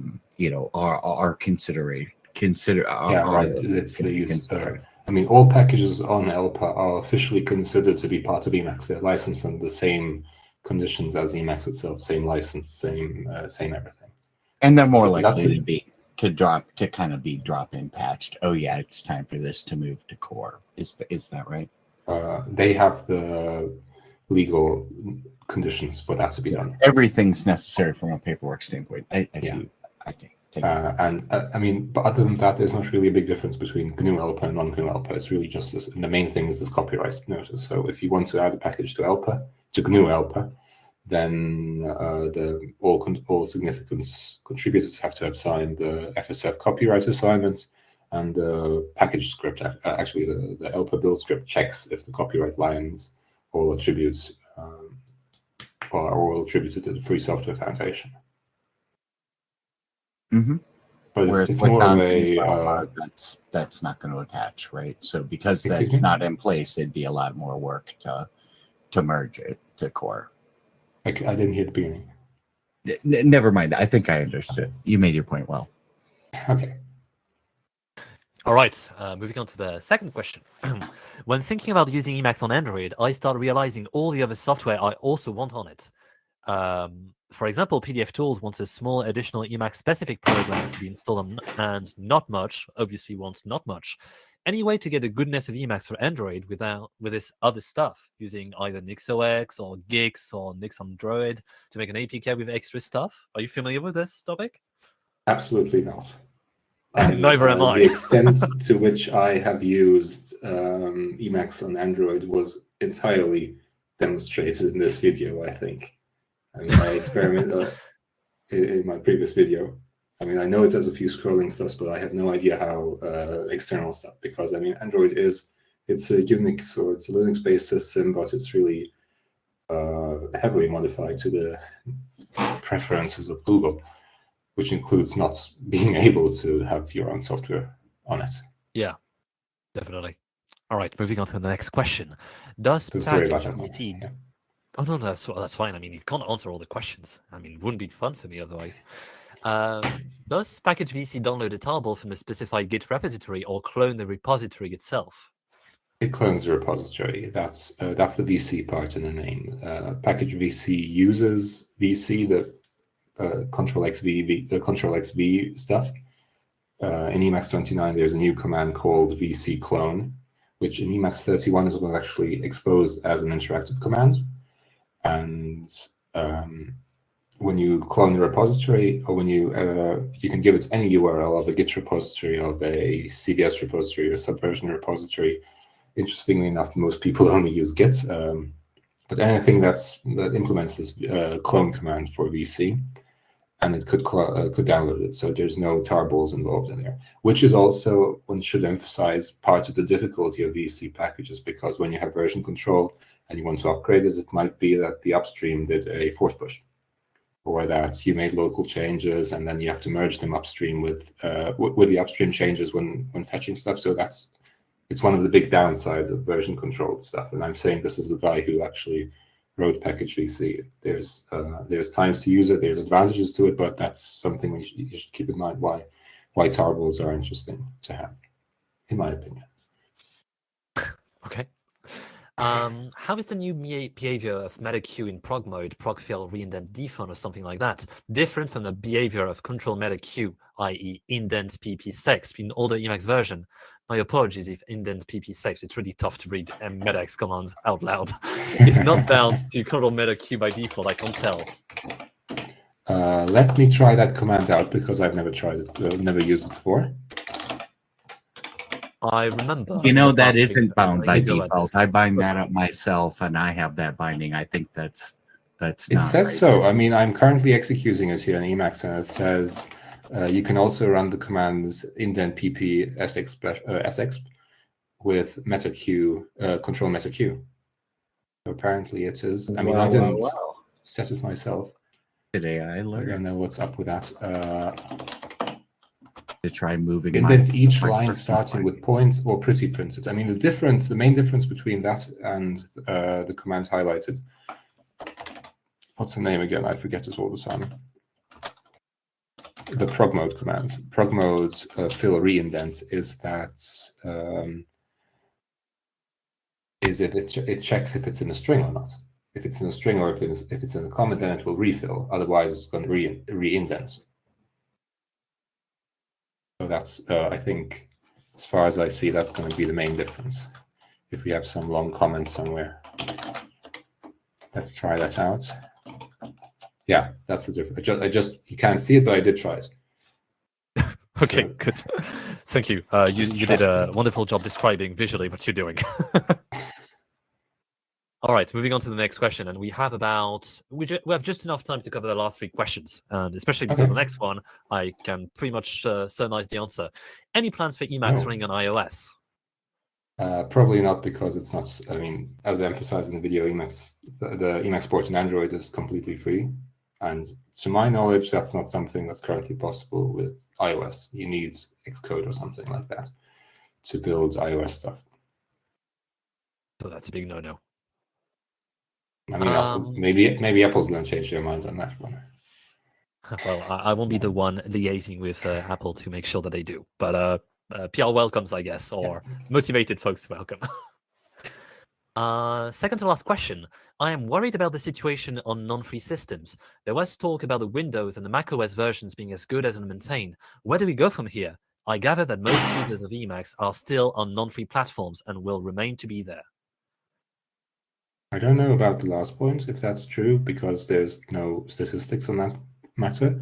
But the main, I mean, someone has to do it. I know that Corbin is involved with the Mac, with the Windows modestly. Sure, I'd love to jump in, but I'm far more interested in your thoughts than mine. Please continue. Someone has to do the work, and Ellie uses, as far as I know, Ellie's on a Windows XP system, and so as long as he's doing that, there's going to be Windows support in one form or another, or at least DOS support. All right. And now you put a quarter in me, so I'll jump right back in.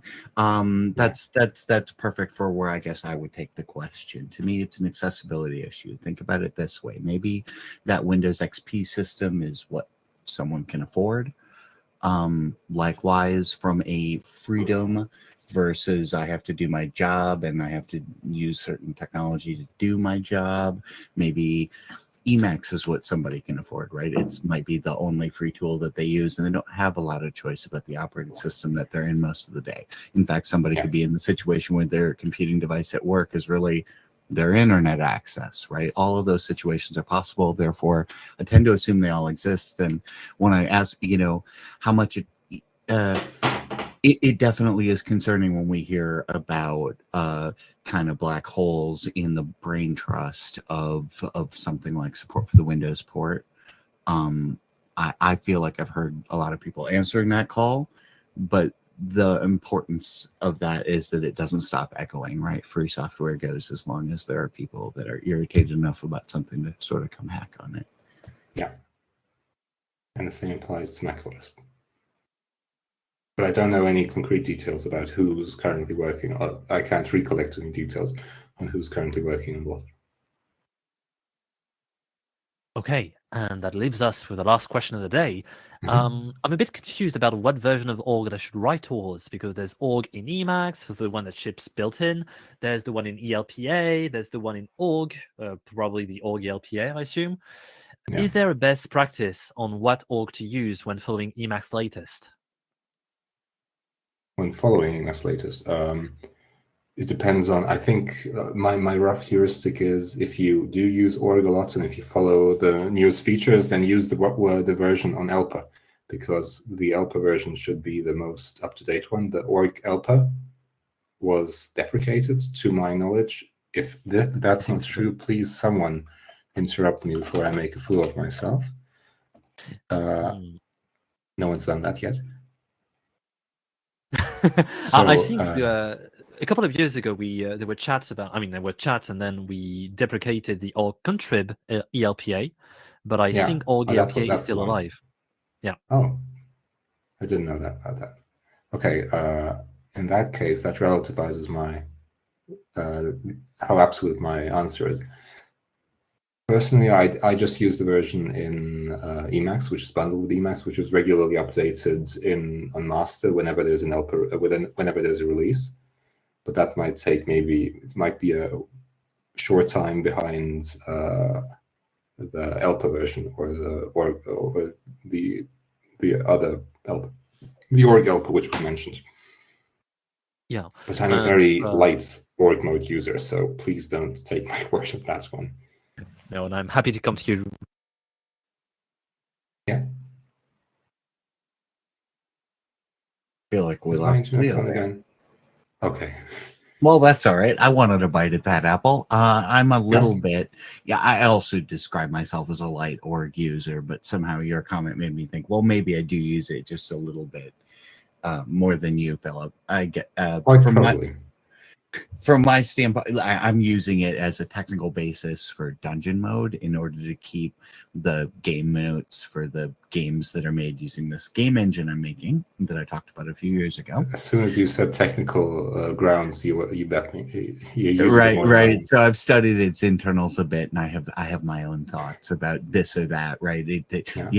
But of course I'm rolling with the punches because I'm just grateful that the bear dances. What an amazing thing is org mode.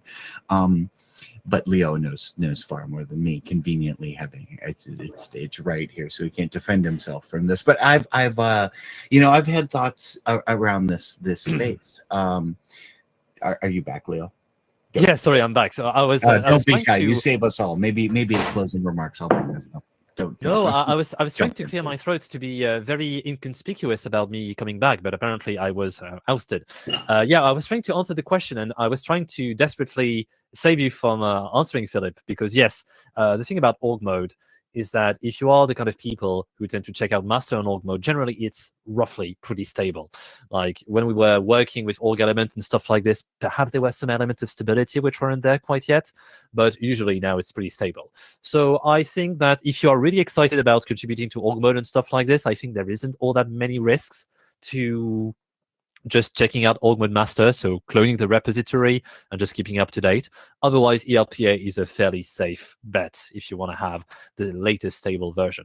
And So it's with more or regards less to the question same about deal as with Emacs Yeah. itself. I mean, you can follow whatever published on your package archives or in your system distribution package manager. You can build it yourself if you want to contribute and fix bugs, add features, and so on.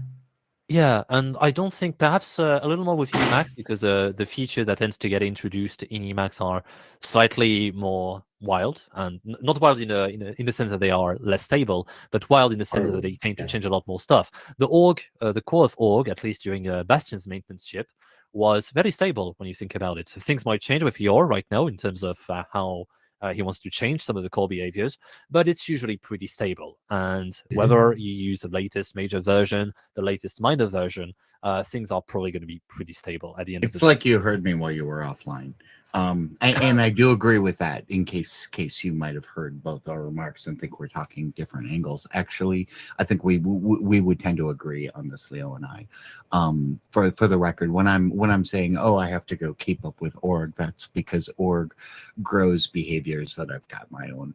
I had to figure out at some point my own way to do it, and now I'm learning how it's done, right? So I'm like, oh, well, in my abstraction, blah, right? And those conversations usually end at, and somebody else took the time to figure out how to actually make Emacs do that. Go be quiet. And I do consider that under Bastion's tenure, it has been quite stable. We might notice the occasional like, oh, this highlights now and that didn't. Right, but very often, very, very infrequently is it breaking my workflow as a user, any of it. It's interesting to me that this mirrors my experience with Emacs itself, where I think, in my perception, Emacs master is very stable, and I might notice the slight changes between Git pulls, but otherwise, in my experience, org mode suddenly changes something. I don't know what changed or what's going on or what caused it, and it seemed, and I perceive it as being a sudden uncontrolled change or so. And I think that's apt, right? That gets right at it. If we're pulling from org pretty regularly, cron job every night, or pulling a few times a day, or something like that, we're going to know the internals. Yeah, we'll have a different experience than, if we only remember to update org once every 4 months. It really pays to stick with every and suddenly change a lot of things might list change of whatever broken my own config, right? And so a lot of things within Emacs, but also within the free software tool chain, it's how much you're going to invest in the config might limit, and maintaining your config may limit the depth of how far it makes sense for you to go with a tool at any given point in time. Actually, just looked up my org config, and it's 4. I set 4 options, user options. So that's if that's a measurement of org expertise, that's my level. It's 4. That's all good then. 4 okay, of Philip, 4 of 4. I'm assuming that is right. 4 of what? What was the metric therefore of like 1,000? 4 out of the number of user options that org provides. Oh, okay, I see. 4, yeah, more like 10,000. I'm there. Yeah. All right. On that note, I suggest we move towards close because it's fairly late for me and I need to sleep. And Philip, I think it's pretty late for you as well, isn't it? I'm in Germany, so it's about. So it is pretty late. It's same time zone as me. It's 11 p.m. for you. Truly, yeah. Yeah. So I suggest we both take the chance to go to bed as soon as we can. But Philip, thank you so much for both the presentation and also the answers that you provided to us and the nice little chat we had at the end. We look forward to seeing you again next year, perhaps for Emacs 31. I'm not sure. I was chatting with Wasimasa, trying to make pronostics about when Emacs 30 is going to be released. There's a pre-release coming soon. I should have mentioned that earlier. Well, there's a there you go for people who... Yeah. Go on. Fun fact. All right.